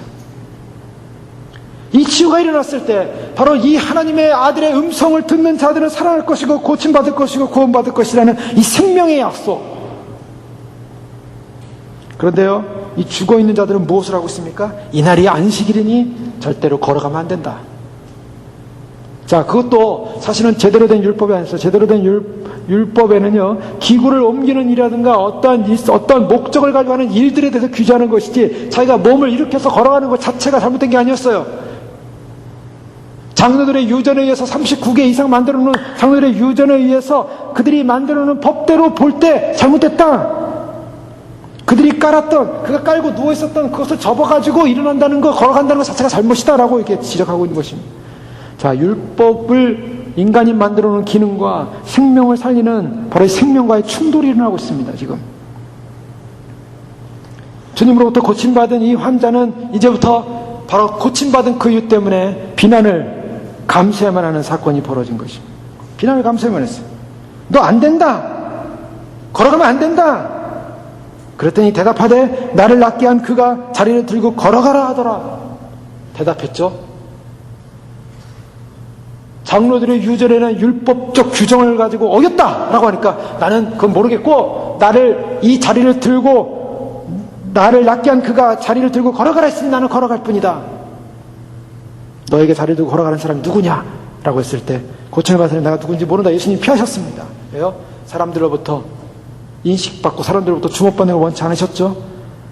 그리고 그 후에 예수께서 성전에서 그 사람을 만나, 여기서 보면은 이제 그 양문에서 양문 옆에 있는 베데스다 못에서 성전까지는 얼마 되지 않습니다. 아마 이 고침받은 사람은 하나님께 감사했을 거예요. 38년 동안 누워 있었고 38년 동안 정말 병 가운데 있었던, 해방되지 못했던, 그래서 하나님 앞을 찾았을 것입니다. 성전을 찾았어요. 그때 예수님께서 그를 만납니다. 만나서 14절에 이르시되 보라 내가 나았으니 더 심한 것이 생기지 않게 다시는 죄를 범하지 말라 하시니라. 자, 여기서 이 말씀은 우리가 잘 이해해야 되시는 것이, 그러면 이 38년 된 병자가 죄 때문에 병이 걸렸느냐? 그런 해석을 해서 어떤 사람들은 모든 병의 원인은 죄 때문이다라고 얘기하기도 합니다. 그러나 예수님이 말씀하시는 것은요, 모든 원인, 물론 우리가 병이 걸린다든가 인간의 어떤 죽음의 증상이 나타나는 것은 본질적 인간이 갖고 있는 육체의 연약성입니다. 죄로 인한 타락으로 인해서 생겨난, 그래서 육체의 연약성을 가지고 있어요. 그러나 꼭 인과론적으로 어떤 죄를 졌기 때문에 어떤 결과가 일어났다, 어떤 죄를 졌기 때문에 어떤 병이 생겼다라고 말할 수 없다는 것입니다. 왜냐하면 저 사람은 소경을 향해서 무슨 죄를 졌길래 태어나면서 소경입니까? 예수님께서 그가 죄를 졌다고 얘기하고 있지 않아요. 하나님의 영광을 드러내기 위해서 저렇게 소경으로 태어난 것이다. 소경의 눈을 떠지지 않습니까? 실로암 못에 가서 눈을 열잖아요. 그러니까 이 죄를 연관시키지 말고 예수님께서 하시는 말씀은 죄 때문에 내가 그런 병이 걸렸다는 개념이 아니라, 그 사람을 만나 이랬을 때 보라 내가 나았으니 더 심한 것이 생기지 않게, 여기서부터 중요해, 더 심한 것이 생기지 않게 다시는 죄를 범하지 말라. 이 표현을 무슨 말씀이냐면, 심한 것이 생기지 않게 다시는 죄를 범하지 말라. 고침받고 치유받아서 은혜를 경험한 사람이 완전히 거룩한 사람이 되지 않았다는 것을 전제합니다.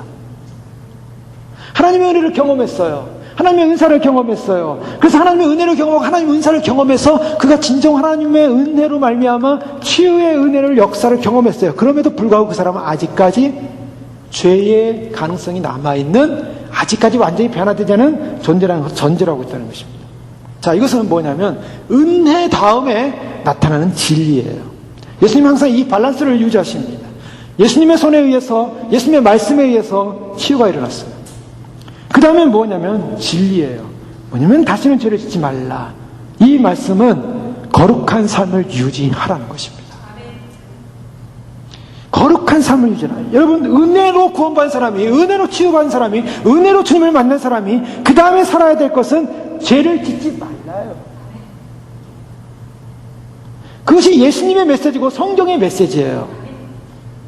오늘날 어떤 잘못된 사람들이 예수를 믿어도 죄를 져도 된다라고 얘기하는 가능성이 열어요. 한번 선택받았기 때문에 어떤 죄를 져도 구원받기로 선택된 사람은 선택받았습니다. 거짓 교리요. 정말 틀린 겁니다. 예수님은요, 바로 치유시켜준 바로 그 사람을 향하여 죄를 짓지 말라라고 얘기했어요. 죄를 짓지 말라. 왜? 더 심한 것이 생기지 않게. 더 심한 것이 뭔지 아세요? 심판입니다. 지금 이 사람은 38년 동안 누워있는 것 자체도 인생에서 엄청난 고통이었어요. 38년 동안 자신은 눈은 떠 있었지만 움직이지 못하는 죽은 자처럼 인생을 살고 그냥 못 옆에서 완전히 초췌한 인생 되어서 거의 시체가 되어서 저 못에 물이 움직이기만을 기다리는 인생이었어요. 아무것도 할 수 없는 무능한 인생이었어요. 그 사람이 그 다음에 이거보다 더 심한 형벌을 받게 된다면 그 형벌은 무엇이냐면 심판입니다. 고린도서 15장 34절에 깨어 의를 행하고 죄를 짓지 말라. 하나님을 알지 못하는 자가 있기로 내가 너희를 부끄럽게 하기 위하여 말하노라. 깨어 의를 행하고 뭐 하라고요? 죄를 짓지 말라. 이것은 무슨 말입니까? 더 심한 것이 생기지 않도록 죄를 범하지 말라. 이것은 바로 하나님의 은혜, 예수님의 은혜의 주권과 하나님의 통치의 주권 안에서 반드시 살아야 한다는 것입니다. 경고의 말씀입니다. 인간이 사회 속에 들어가서 죄인된 모습으로 그렇게 살아서는 안 되는 그런 운명이다라고 말하고 있어요.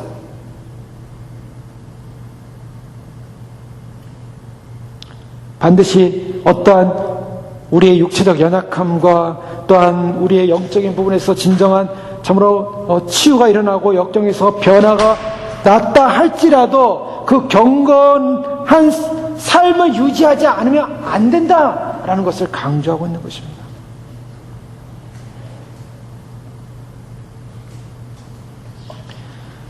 자, 근데요, 이 바로 예수님께서 안식일날 병자를 고치시고 나고 난 다음에 사람들의 반응은 어떻습니까? 사람들의 반응은 예수님을 박해하기 시작했다고 말하고 있습니다.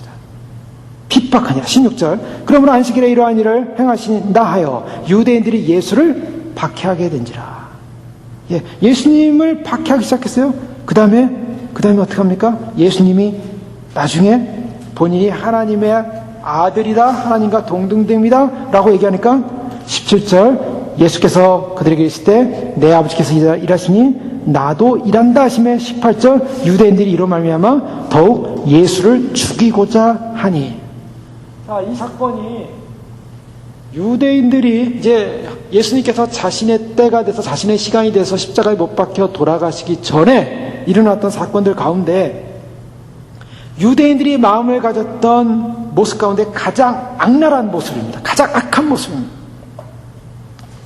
지금 38년 동안 그 고생을 하면서 죄병 가운데 누워있던 자가, 그 백성이 고침을 받았습니다.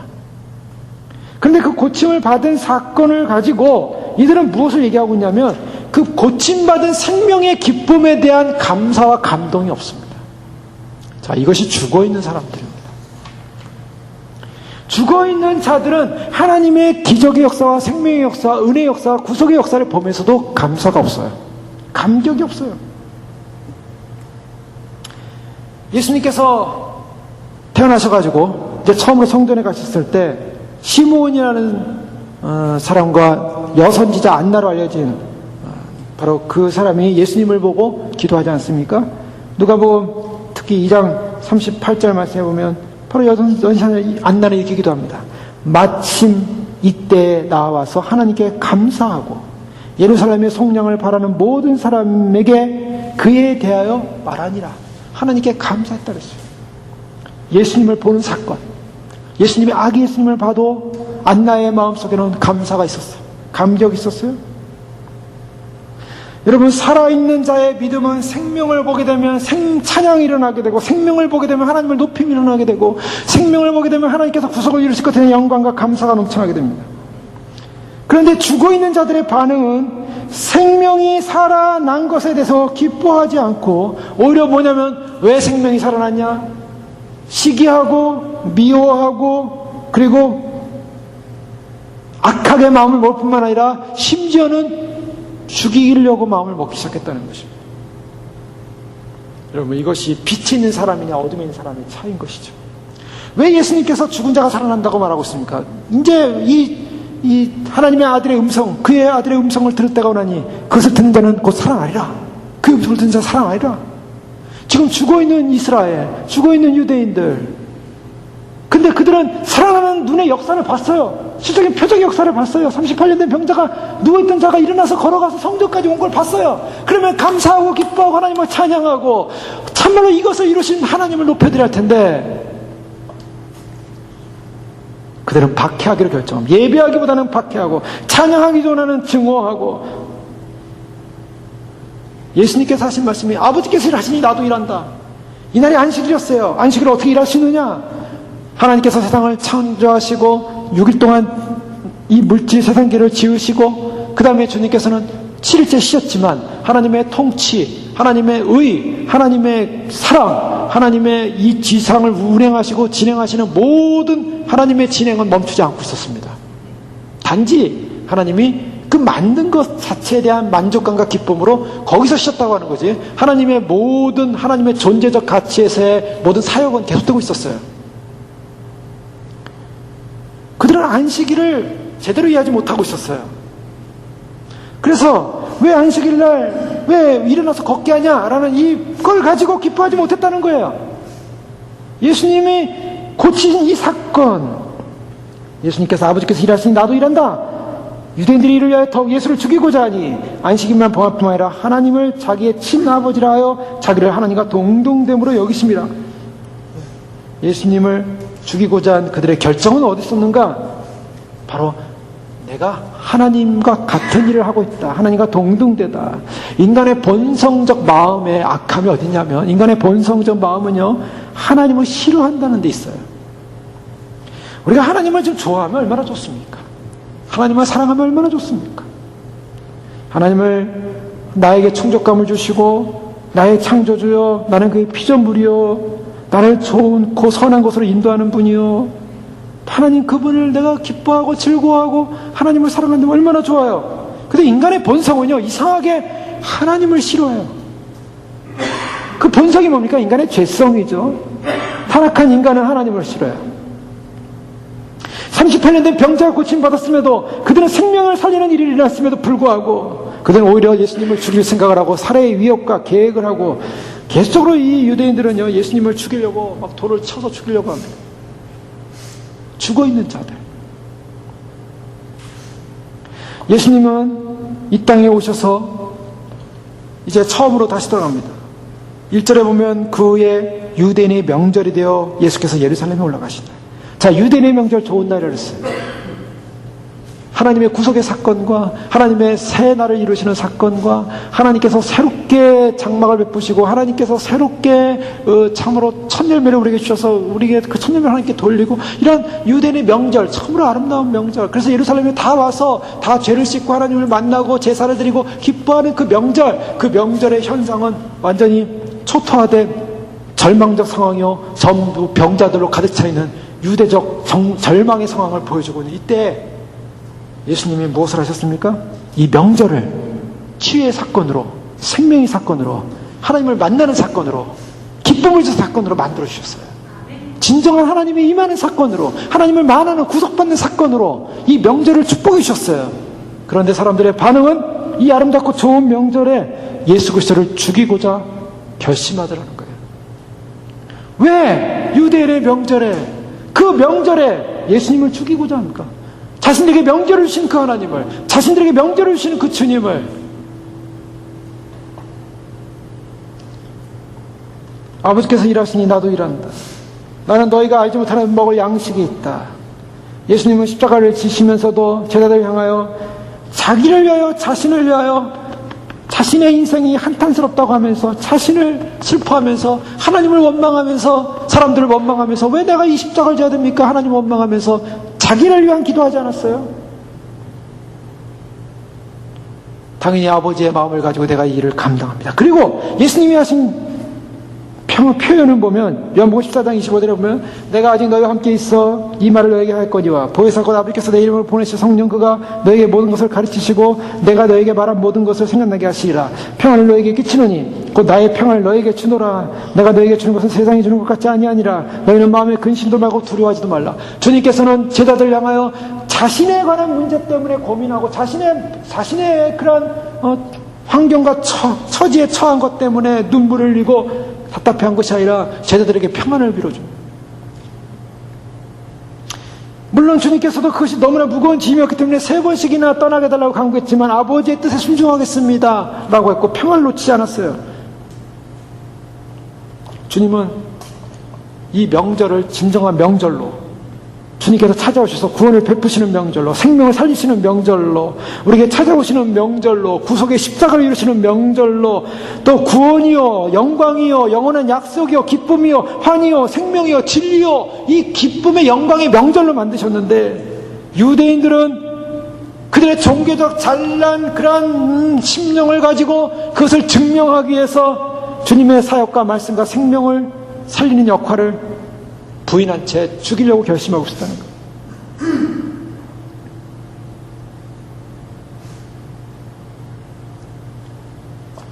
여러분, 죽은 자의 명절, 죽은 자의 적대감, 심령이 죽은 자는 그리스도를 발견하지 못하고 그리스도에 대한 원망, 그리스도에 대한 죽음, 생명을 기뻐하지 못하고 감사하지 못하고 감격하지 못하고 그러니 예수님의 사건들마다 그들은 예수님을 향하여 돌을 들어 치려는 것입니다. 요한복음 8장 50절 예수께서 가라사대 진실로 진실로 너에게 이르노니 아브라함이 나기 전부터 내가 있느니라. 저희가 돌을 들어 치려 하거늘 예수께서 숨어 성전에 나가시니라. 돌을 들어 치려 하거늘 요한복음 10장 30절 31절 말씀에도 나와 아버지는 하나이니라 하시는데 유대인들이 다시 돌을 들어 치려 하거늘 예수님께서는요 19절 말씀에 내가 진실로 너에게 이르노니 아들이 아버지께서 하시는 일을 보지 않고는 아무것도 스스로 할 수 없나니 아버지께서 행하시는 그것을 아들도 그와 같이 행하시느니라. 예수님은요 아버지와 동등됨을 계속 강조하고 있어요.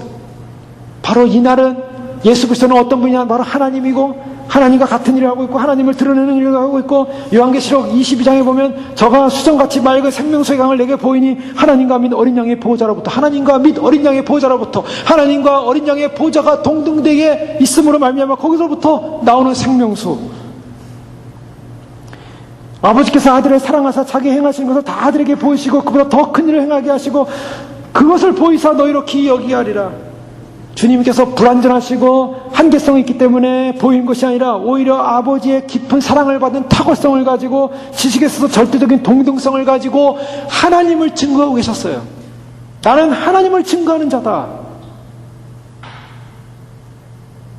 바로 이 유대인들이 원하고 기대하고 소망했던 바로 그 예수님을 하나님을 만나는 그 자리가 바로 예수 그리스도 나를 만나는 것, 나를 만남으로 치유되어지고 나를 만남으로 회복되어지고 더 이상 유대 율법에 묶여있는 인생이 하나님의 은혜로 구원받는 구원의 시대가 열리고 있음을 너희는 인식하고 진정한 명절에 나를 만나라. 자신을 드러내고 계셨어요.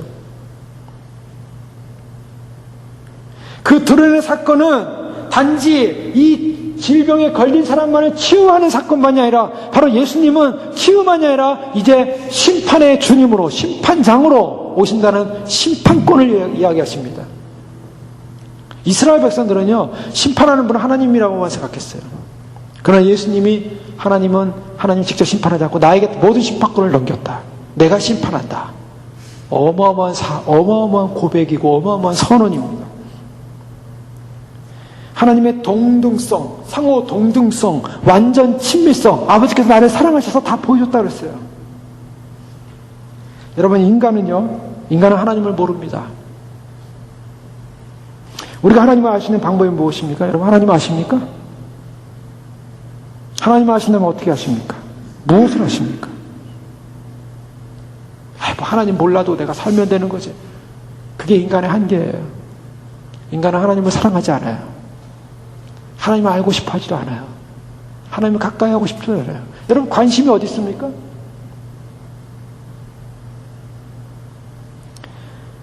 우리가 예수님을 믿고 주님을 믿고 신앙생활 한다는 것이요, 단지 그냥 교회에 와서 그냥 교회의 기본적인 생활만 하고 그냥 이렇게 살면 그게 신앙생활이고 구원받는 것이다, 이렇게 사람들이 많이 생각을 해요. 우리가 하나님을 얼마나 사랑하고 얼마나 알기 원하십니까? 하나님을 얼마나 깊이 알고 하나님 보여주세요. 맨날 이렇게 뭐 영상이 나타나가지고 하나님을 만나고 뭐 이런 게 아니라, 하나님의 말씀, 진리, 그분의 의, 그분의 사랑, 그분의 뜻, 그분의 계획, 그분의 섭리, 그분의 예정, 하나님을 얼마나 깊이 하고 싶고, 얼마나 하나님을 가까이 하고 싶고, 얼마나 하나님을 가까이 하고 싶습니까?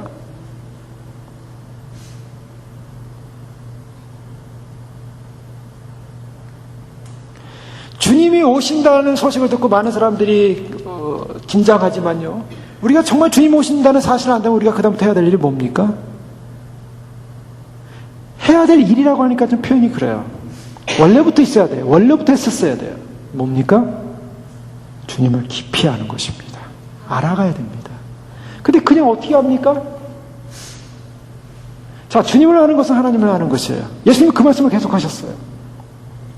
초등학생에게 미분, 적분, 또 맥스웰 방정식이나 무슨 고등 수학을 가르치면 못 알아듣죠. 무슨 말인지 몰라요.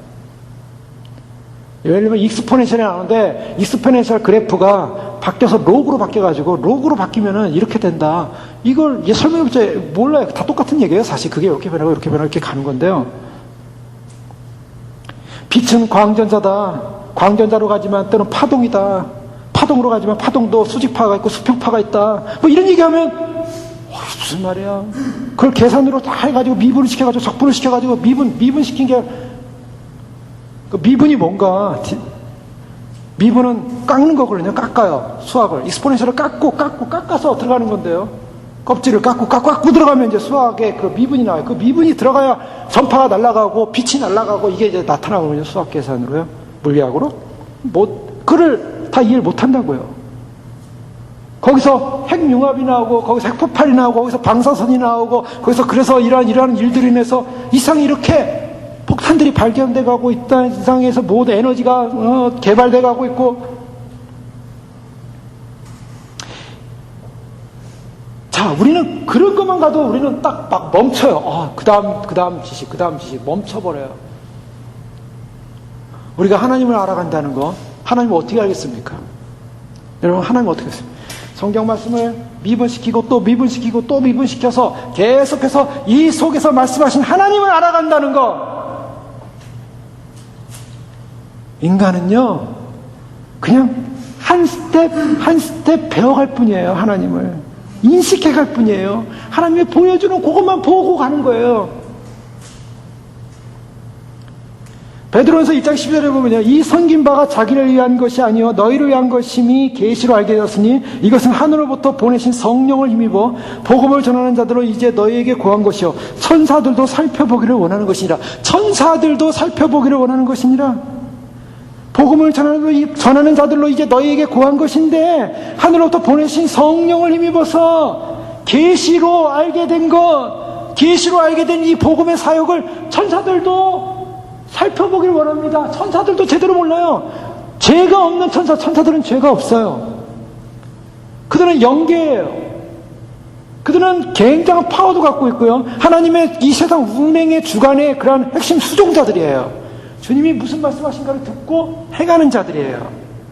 그런데 천사들도 다 몰라요. 하나님 그분을. 천사들이 율법을 알려줬어요. 모세 통해서 율법을 알려줬어요. 그래서 율법을 알려준, 전달해준 자가 천사예요. 근데 천사도 하나님을 다 몰라요. 하나님의 뜻을 몰라요. 하나님의 계획을 깊이 몰라요. 어떻게 인간 구원을 이룰 것인가? 하나님께서 어떻게 인간 죄악 가운데 빠진 파멸한 이 죄덩어리에 마귀에 의해서 뱀에 의해서 완전히 타락된 인간을 어떻게 하나님이 구원할 것인가? 다 파멸할 것인가? 아니면 구원할 것인가? 천사들도 퀘스천이었어요. 근데 하나님의 독특한 지혜요, 도저히 천사들도 생각할 수 없는, 상상할 수 없는 하나님의 지혜가 나타났으니 그 지혜가 하나님과 동등되신 하나님으로부터 나신 독생하신 그 아들이 죽기로 결정하신 사건이었어요. 천사들도요 거기서 다 충격을 받은 거예요. 하나님의 지혜의 부요함에, 깊이에, 넓이에. 여러분, 우리는 상상할 수 없어요. 우리는 생각할 수 없는 일들이에요. 하나님의 아들이 날 위해 돌아가시기 위해서 이 땅에 오셔가지고 인간이 돼서 오셔가지고 십자가에 못 박혀 돌아가신 사실은 당연한 사건 아닙니다. 도저히 상상할 수 없는, 생각할 수 없는 기적도 기적, 그 이상의 기적, 도저히 이해할 수 없는 사건이 벌어진 거예요. 그 하나님이 육신이 된 이 땅에 오셔가지고 빛으로서 구원을 베푸시고 하나님 그분을 계시하시고 드러내시고 인간의 눈을 아무리 계산하고 아무리 인간의 눈을 알려고 해도 못 오는 그 하나님을 예수님 그분이 드러내고 계시고 알리고 계시는데 인간들은 완악해서 그분을 경배하고 예배하고 찬양하고 그분을 높여야 될 인간이 그분을 높이지 않고 그분을 오히려 골치 아프니까 죽여버리자 이렇게 결정을 내버린 거예요.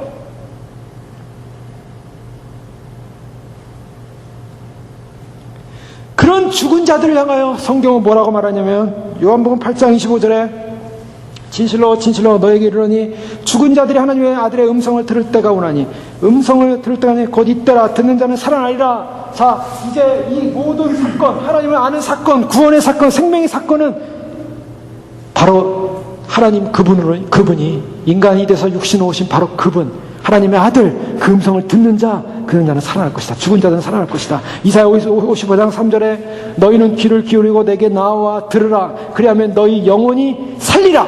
너는 내게 나와 들으라. 그리하면 너희 영혼이 살리라. 여러분, 사는 방법은요 하나님의 음성을 듣는 것 외에는 없습니다. 에스겔 37장 4절 말씀에 또 내게 이르시되 너는 이 모든 뼈에게 대언하이라. 뼈는 뭡니까? 이미 파산된 이스라엘이에요. 다 죽어가지고 시체가 돼가지고 다 육체는 썩어가지고 이제 뼈밖에 안 남았어요. 뼈도요 다 흩어져 있어요. 그 뼈에게 대언하이르기를 너희 마른 뼈들아 여호와의 말씀을 들을지어다. 대언하기 시작했어요. 에스겔 37장에 나오는 마른 뼈들에게 하나님이 영이 임하사 그들을 살리기 시작하는, 그래서 군대가 되는 그 놀라운 사건, 그들을 향하여 너희 마른 뼈들아 여호와의 말씀을 들을지어다. 아들의 음성을 들을 때가 오나니 곧 이때라. 듣는 자는 살아나리라. 왜 그런지 아십니까? 하나님 그분이 직접 오셔서, 하나님 아버지가 우리 가운데 직접 오셔서 말씀하시면 어떤 사건이 벌어질 것 같습니까? 성경을, 구약을 읽어보신 분은 금방 이해할 수 있죠. 출애굽기 20장에 보면 시내산에 나타난 사건을 우리가 경험할 수 있어요. 모세가 시내산에 오르는데요, 거기에 하나님이 강림하셨어요. 하나님이 강림하셨어요. 하나님 그분이 강림하셨어요. 그런데 어떤 사건이 벌어졌냐면 우레, 번개, 나팔소리, 산의 연기, 막 불이 나고 우레가 나고 번개가 나고, 우리가 볼 때 야 멋있다, 아름답다, 막 굉장한 장면이다 이럴 것 같죠. 그들이 볼 때 떨며 멀리 서서 모세에게 이르되 당신이 우리에게 말씀하소서. 누구에게요? 모세에게. 모세여 당신이 우리에게 말씀하소서. 우리가 들으리이다. 하나님이 우리에게 말씀하시지 말게 하소서. 하나님이 우리에게 말씀하시지 말게 하소서. 이게 열쇠입니다. 왜 이스라엘 백성들은요 바로 시내산에서 임하신 하나님을 경험하면서 왜 직접 듣고 싶어 하지 않았어요? 여러분 어떠겠어요? 주님이 오신다면, 하나님 그분이 오신다면 같이 직접 듣고 싶지 않으세요? 저는 직접 듣고 싶어요. 그래서 제가 고등학교 때 그런 기도했다 그러잖아요. 하나님을 만나고 싶습니다. 제가 만나기로 결심했어요. 제가 믿는 하나님, 예수님을 믿고 주님을 믿지만 그러나 하나님을 정말 만나고 싶습니다. 제가 믿고 주님 제가 믿고 확신하지만 주님 그분을 만나고 싶어, 경험하고 싶어. 그래서 그날은 주님 만나기로 결정하고 결심하고 학교에서 돌아와서 일찍 돌아와가지고 저녁도 안 먹은 채 제가 12시까지, 저녁 12시까지 주님을 만나야만 합니다. 주님 반드시 오셔야만 합니다. 결심을 했어요. 제가 아주 비장하게 열심히 했어요. 주님 안 나타나시면 난 주님도 안 믿을 거고, 막 그런 삐진 마음 가질 거라고 그렇게 생각하고 있었어요. 그래서 주님 만나기로 그날 금식하고, 저녁 금식하면서 6시부터 앉아가지고 성경을 보면서 찬송을 부르면서, 주님 오시옵소서, 제가 주님을 만나요. 오늘은 만나는 날입니다. 주님 만나는 날이에요. 그러면서 막 기다리는 거예요. 저 어머님은 집에, 제가 방에서 이제 공부하는 줄 알았겠죠. 근데 문 잠가놓고 나오지도 않고 계속, 시간이 그렇게 안 가요. 왜 이렇게 안 가는지. 6시부터 12시까지 6시간 정해놨거든요. 시간이 갑니다. 말씀을 보고 또 찬양하고 또 기도하다가 주님이 언제 오시려나 기도하고 있어요. 10시쯤 넘어가니까 이제 얼마 안 남았어요. 2시간 주님이 그동안 안 오셨기 때문에 2시간 안에 주님 오셔야 돼요. 주님은 오셔야만 합니다. 2시간 안에 나는 만나기로 했습니다. 결정했습니다. 주님 오셔야만 합니다. 주님을 내가 만나겠습니다. 또 말씀 보고, 그때 아마 제가 공간복음서를 계속 읽었었던 것 같아요. 그러면서 기도하는데 또 시간이 갔어요. 11시예요. 11시인데 12시까지 주님 만나기로 했는데 12시까지 만나기로 한 그 주님, 11시쯤 넘어가니까 이제 긴장되기 시작해요. 제가 내 인생에서 예수님을 믿고 주님을, 하나님을 만나기로 결심하고 이렇게 결단하고 기도하는데 주님을 만나 주실 것 같다는 확신이 들었어요. 여러분, 그렇게 기도해 보세요. 만나실 것 같습니까? 안 만나실 것 같습니까? 안 만나시려면은 내가 믿는 하나님이 인격적인 하나님이나 교제한 하나님에서 좀 뭔가 섭섭함이 있지 않겠어요? 어떠세요? 주님이 만나실 것 같습니까? 안 만나기로 결심한다면 분명히 만나실 거라는 확신이 왔어요. 왔고 또 오실 거라는 확신도 왔고, 그래서 나는 기쁨으로 기다리는 거예요. 주님 오늘 만나는 날 하면서. 그러다가 11시 넘어가서 11시 반쯤 되면서 이제 한 30분 정도 남은 걸로 제가 기억해요. 기도를 하고 하는데 저한테 어떤 질문이 왔냐면, 너 하나님이 오셔서 지금 너를 만나면, 하나님이 너를 만나신다면 너는 뭐 하려고 만나고 싶냐? 이런 질문이 저한테 오는 거예요. 그러니까 제 마음속에 그런 질문이 오는 거예요. 그냥 난 하나님 만나고 싶다. 내가 믿는 하나님 만나고 싶습니다. 그래? 내가 정말 너한테 나타난다면 너는 확신을 갖고, 그리고 더 이상 의심 그런 건 없었지만, 그러나 그렇게 좋겠냐? 예. 기다리는데요. 주님이 한 30분쯤 이 수면에 오실 거라는, 그 안에 오실 거라는 이제 마음에 어떤 그런 감동이 오면서 막 기도를 하면서 기다리는데, 점점 제 마음속에 무슨 생각이 들기 시작하냐면, 저 주님을 만난다는 그 자체가 어떤 의미를 갖고 있는지 아냐. 하나님을 만난다는 것이 어떤 의미를 갖고 있는지 아냐. 계속 그런 마음에 어떤 부담감이 오기 시작하는 거예요. 부담감. 처음 시작할 때는 만나겠다는 비장한 각오, 또 만날 수 있다는 그런 확신, 그리고 기쁨, 어떤 여러 가지 그런 어떤 마음들이 왔다 갔다 하는데, 이제는 하나님을 만난다는 거, 이제 만난다라는 어떤 확신. 근데 그 만남이 주님 앞에서 이제 이루어진다라는 그 시간이 다가올 때, 점점점 마음에 초조해지기 시작했어요. 그리고 점점점 뭔가 제 마음속에 두려움이 시작했어요. 두려움. 그 두려움이 어떤 공포감의 두려움이 아니라, 어떤 그런 부정적 두려움이 아니라, 하나님 그분을 만난다는 그 자체에 대한 경외감의 두려움이었어요. 그래서 그 두려움이 계속 북받쳐 오는데, 그 30분의 시간이 계속 밀착되면서 너무나 두려움이 커왔어요. 그 두려움이 어디까지 왔냐면, 내가 지금 주님이 내 앞에 나타나시면 나는 죽을 것 같다. 이 두려움까지 왔어요. 이것은 제가 만들고 싶어 만든 것도 아니고, 제가 상상한 것도 아니에요. 그 두려움이 진짜로 왔어요. 그전까지는 그런 두려움이 없었어요. 주님을 만나면 죽는다라는 두려움이 없었어요. 여러분 어떻습니까? 주님 만나면 죽을 것 같습니까? 사실 것 같습니까? 안 죽을 것 같아요. 그런 마음이실 거예요. 그러나 그 순간 저에게는 그게 왔어요. 내가 주님을 만나면, 주님을 정말 대면해 본다면, 하나님 아버지를 본다면 나는 죽을 수도 있다. 왜? 그것이 저의 한계였어요. 뭐의 한계냐면 인간의 한계. 저는 그 순간에 제 안에 어떤 확신이 딱 들어왔냐면, 주님이 주신 응답이었어요. 그게 주님이 찾아오신 거라고 저는 생각해요. 뭐냐면, 더 이상 주님을 얼굴로 안 봬도 나는 주님을 만났습니다. 이 확신이 들어왔어요. 왜냐면 주님을 만나면 난 죽는다는 생각이 들었어요.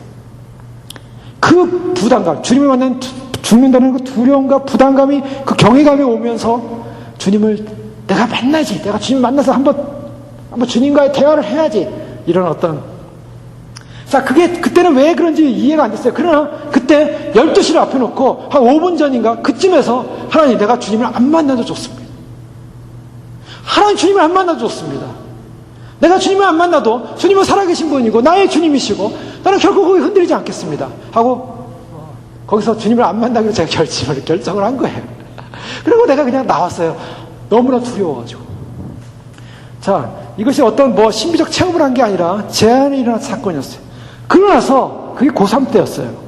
그래서 지금까지 주님을 내가 한번 봐야지, 주님을 한번 봐야지, 내가 믿어야지, 내가 확신해야지, 그렇게 갈망한 적이 한 번도 없습니다.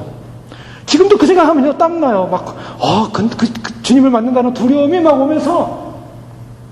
자, 그런데 성경에 보니까 그런 게 나오더라는 거예요. 이스라엘 백성들이 하나님이 임하니까 그 다음에 하는 것이, 우리는 죽겠습니다. 우리가 죽겠습니다. 우리가 죽을까나이다. 모세가 이 백성에게 이르실 때 두려워 말라. 하나님이 강림하심은 너희를 시험하고 너희로 경외하며 범죄치 않게 하심이라. 백성은 멀리 섰고 모세는 하나님의 계신 암호로 가까이 가니라. 자, 이스라엘 백성들에게 있었던 두려움은 뭐냐면 하나님이 임하면 죽는다라는 두려움이었어요. 하나님이 임하면 죽고 나는 죽을 수도 있다. 우리는 죽을 수도 있다. 이 두려움.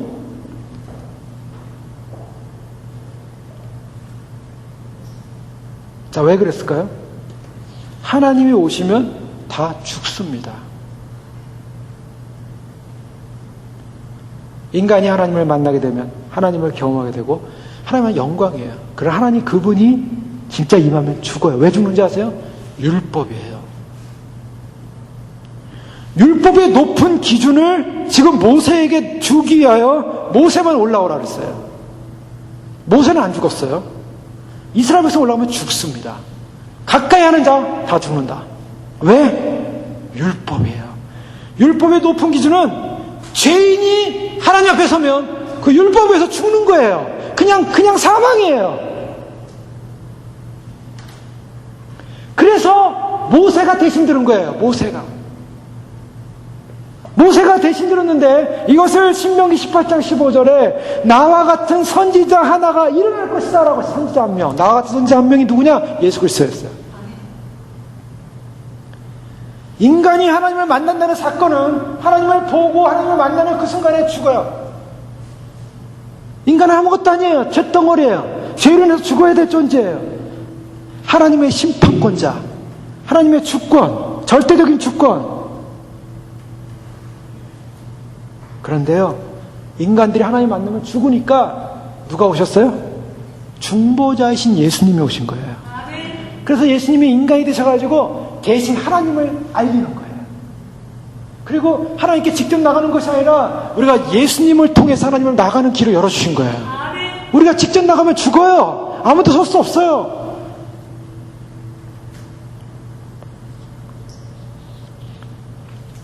하나님의 음성을 들으면 죽을 수밖에 없는 인생들. 여러분, 법궤에다가요, 우사가 법궤가 흔들리고 이 언약궤가 흔들리니까 법궤를 흔들리지 않게 해서 손을 딱 대는 순간에 그 자리에서 죽어버렸어요. 하나님의 거룩함 앞에 인간이 손이 닿는 순간에 죽어버렸어요. 그것은 하나님께서 선택한 사람, 하나님께서 허락한 사람, 제사장만이 그것을 잡을 수 있었던 거예요. 그 사람에게는 그것을 하나님께서 죽이지 않는 선별된, 구별된 존재를 만들어놨어요. 모세에게 그렇게 구별된 존재를 만들어서 모세를 특별히 세워가지고 신의 산에서 율법을 주고, 모세도 두려웠지만 하나님을 만나고 율법을 가지고 내려와서 하나님의 말씀을 전한 겁니다. 하나님을 알리고, 예수님께서는 하나님과 관계없는 그들에게 하나님을 알리고 그분의 생명을 알리고 살리고, 그래서 그들에게 무엇을 얘기하고 선포하냐면, 이제 인자 안에 뭡니까? 바로 다니엘 7장에 말씀하시는 바로 인자. 27절에 보면 또 인자됨으로 말미암아 심판하는 권한을 주셨으니. 자, 다니엘 7장에 보면 내가 보니 왕자가 놓이고 옛적부터 항상 계시니가 좌정하셨는데 그의 옷은 희기가 눈 같고 그의 머리털은 깨끗한 양의 털을 같고 그의 보호자는 불꽃이요 그의 바퀴는 타오르는 불이며 불이 강처럼 흘러 그의 앞에서 나오며 그를 섬기는 자는 천천히요 그 앞에 모셔 선 자는 만만이며 심판을 베푸는 책들이 펴놓였더라. 심판을 베푸는 책들이 펴놓였는데 그 심판을 베푸는 그 상황 속을 보면 불이 강처럼 흘러나오고 있고요. 섬기는 사람들이 천천히요, 만만히요. 보좌에 옛적부터 계신 이가 그의 옷은 희기가 눈 같고 머리털은 양의 털 같은 그분이 앉아 계시고 심판을 베푸는 책이 펴져 있다는 거예요. 그 앞에 누가 서겠냐는 거예요. 죄인인 인간 하나님 앞에 서는 순간 그 불꽃 같은 눈과 그 거룩함 앞에 인간은 완전히 타서 없어질 존재예요. 내가 또 밤 환상 중에 보니 인자 같은 이가 하늘 구름을 타고 와서 예적부터 항상 계신 이에게 나와 그 앞으로 인도되매 그에게 권세와 영광과 나라를 주고 그 모든 백성과 나라들과 다른 언어를 말하는 모든 자들이 그를 섬기게 하셨으니 그의 권세는 소멸되지 아니하는 영원한 권세요 그의 나라는 멸망하지 아니할 것이니라. 인자 되신 바로 그분, 내가 환상 중에 본 바로 그 인자 같은 이가 구름을 타고 온 바로 옛적부터 계신 통치의 주님, 예수님께서 인자됨으로 말미암아 다니엘 7장에 말하는 그 인자의 권세, 바로 하나님 아버지의 그 통치의 심판의 권세, 바로 그 자리 인자됨으로 말미암아 심판하는 권한을 주셨습니다. 자, 주님께서요 나사로를 살리실 때 이 병은 죽을 병이 아니다, 하나님의 영광을 위함이라고 하나님의 아들이 이로 말미암아 영광을 받게 하렵니다. 주님께서 나사로야 나오라 라는 그 말에 죽은 자가 살아났어요. 내 아버지의 뜻은 아들을 보고 믿는 자마다 영생을 얻는 이것이니 마지막 날에 내가 이를 다시 살리리라. 아들을 보고 믿는 자마다 영생을 얻는 이것이니 마지막 날에 내가 살린다. 요한복음 6장 54절에도 내 살을 먹고 내 피를 마신 자는 영생을 가졌고 마지막 날에 내가 그를 다시 살리리니. 주님께서 그의 음성을 들을 때가 오나니, 28절 주님의 종말론적으로 그의 음성을 들을 때가 오나니 선한 일을 행한 자는 생명의 부활을, 악한 일을 행한 자는 심판의 부활로 나오리라. 죽은 유대교 상황, 죽은 이스라엘 상황, 명절의 영광에 하나님을 만나지 못하고 하나님을 죽이기로 결정하는 그들, 예수 그리스도를 죽이기로 결정하는 그들 앞에서 예수님은 생명을 주는 분으로, 영생을 주는 분으로, 더 나아가서 그의 음성을 듣지 않는 자들은 전부 죽을 것이지만 그의 음성을 듣는 자들은 살아나리라. 이 살아난 자는 내가 바로 마지막 그날에, 마지막 날에 선한 일을 행한 자는 생명의 부활로, 악한 일을 행한 자는 심판의 부활로 나오는 바로 그 음성을 들을 것이다. 주님의 구원과 심판의 놀라운 역사는 어디서부터 이루어지냐? 바로 이때라. 그의 아들의 음성을 들을 때가 오느니 바로 이때라. 지금 구원이 임하고 있다. 여기에 생명이 임하고 있다. 이 생명은 나로 말미암아 이루어질 것이고, 이 생명은 절망한 인생들 가운데, 죽어있는 인생 가운데 그들을 일으키는 놀라운 음성이요, 그들을 일으키는 생명의 언어요, 바로 하나님이 나가 하나님과 동등된 하나님의 아들로서 이것을 선포하고 이것을 증거하고 있다. 나는 메시아다. 바로 예수 그리스도입니다. 여러분, 우리가 예수 그리스도를 믿고 그분을 의지한다는 것, 이것은 우리의 삶의 모든 것입니다. 절대로 부석이 돼서도 안 되고요, 그 다음이 돼서도 안 되고요. 예수 그리스도 그분이 우리의 모든 것입니다. 생명이, 죽은 자가 살아오는 역사가 일어날 것이고, 생명의 부활의 역사가 일어날 것이고, 주님의 구원의 역사가 임하게 될 줄로 믿습니다. 바로 그 음성을 듣는 그 사람들은 반드시 산다고 했습니다. 주님 오늘 이 자리에 와 계십니다. 주님은 주님이 오시는 날 바로 예수 그리스도가 모든 것이고 생명이고, 그분이 하나님의 아들이고, 그분이 하나님이시고, 그분이 심판권자시고, 그분이 모든 것임을 고백하고 그의 음성을 듣고 반응하는 사람들에게 주님은 일으키실 것입니다. 이 땅에서 일으키실 것입니다. 먼저 가신 믿음의 백성들이 있다면 그 믿음의 백성들은 바로 그의 음성을 듣고 무덤에서 일어날 것입니다. 그래서 먼저 잠자는 자들이 일어날 것이고, 살아있는 우리도 일어나서 주님을 만나기 위해서, 주님을 만나기 위해서 생명의 영광 가운데, 그 영광의 자리로 주님을 만나게 될 줄로 믿습니다. 예수 그리스도를 통해서 우리는 영원한 하나님 아버지를 보게 될 것입니다. 우리는 그분을 통해서 우리가 더 이상 죽는 존재가 아니요, 우리는 죽어서 사망에 이르는 존재가 아니요, 그분을 통해서 영원한 생명을 얻게 되는 존재로 믿습니다. 기도하겠습니다. 이 시간 기도할 때 우리의 모든 것인 예수 그리스도, 우리의 생명입니다. 부활입니다. 우리를 일으키실 것입니다.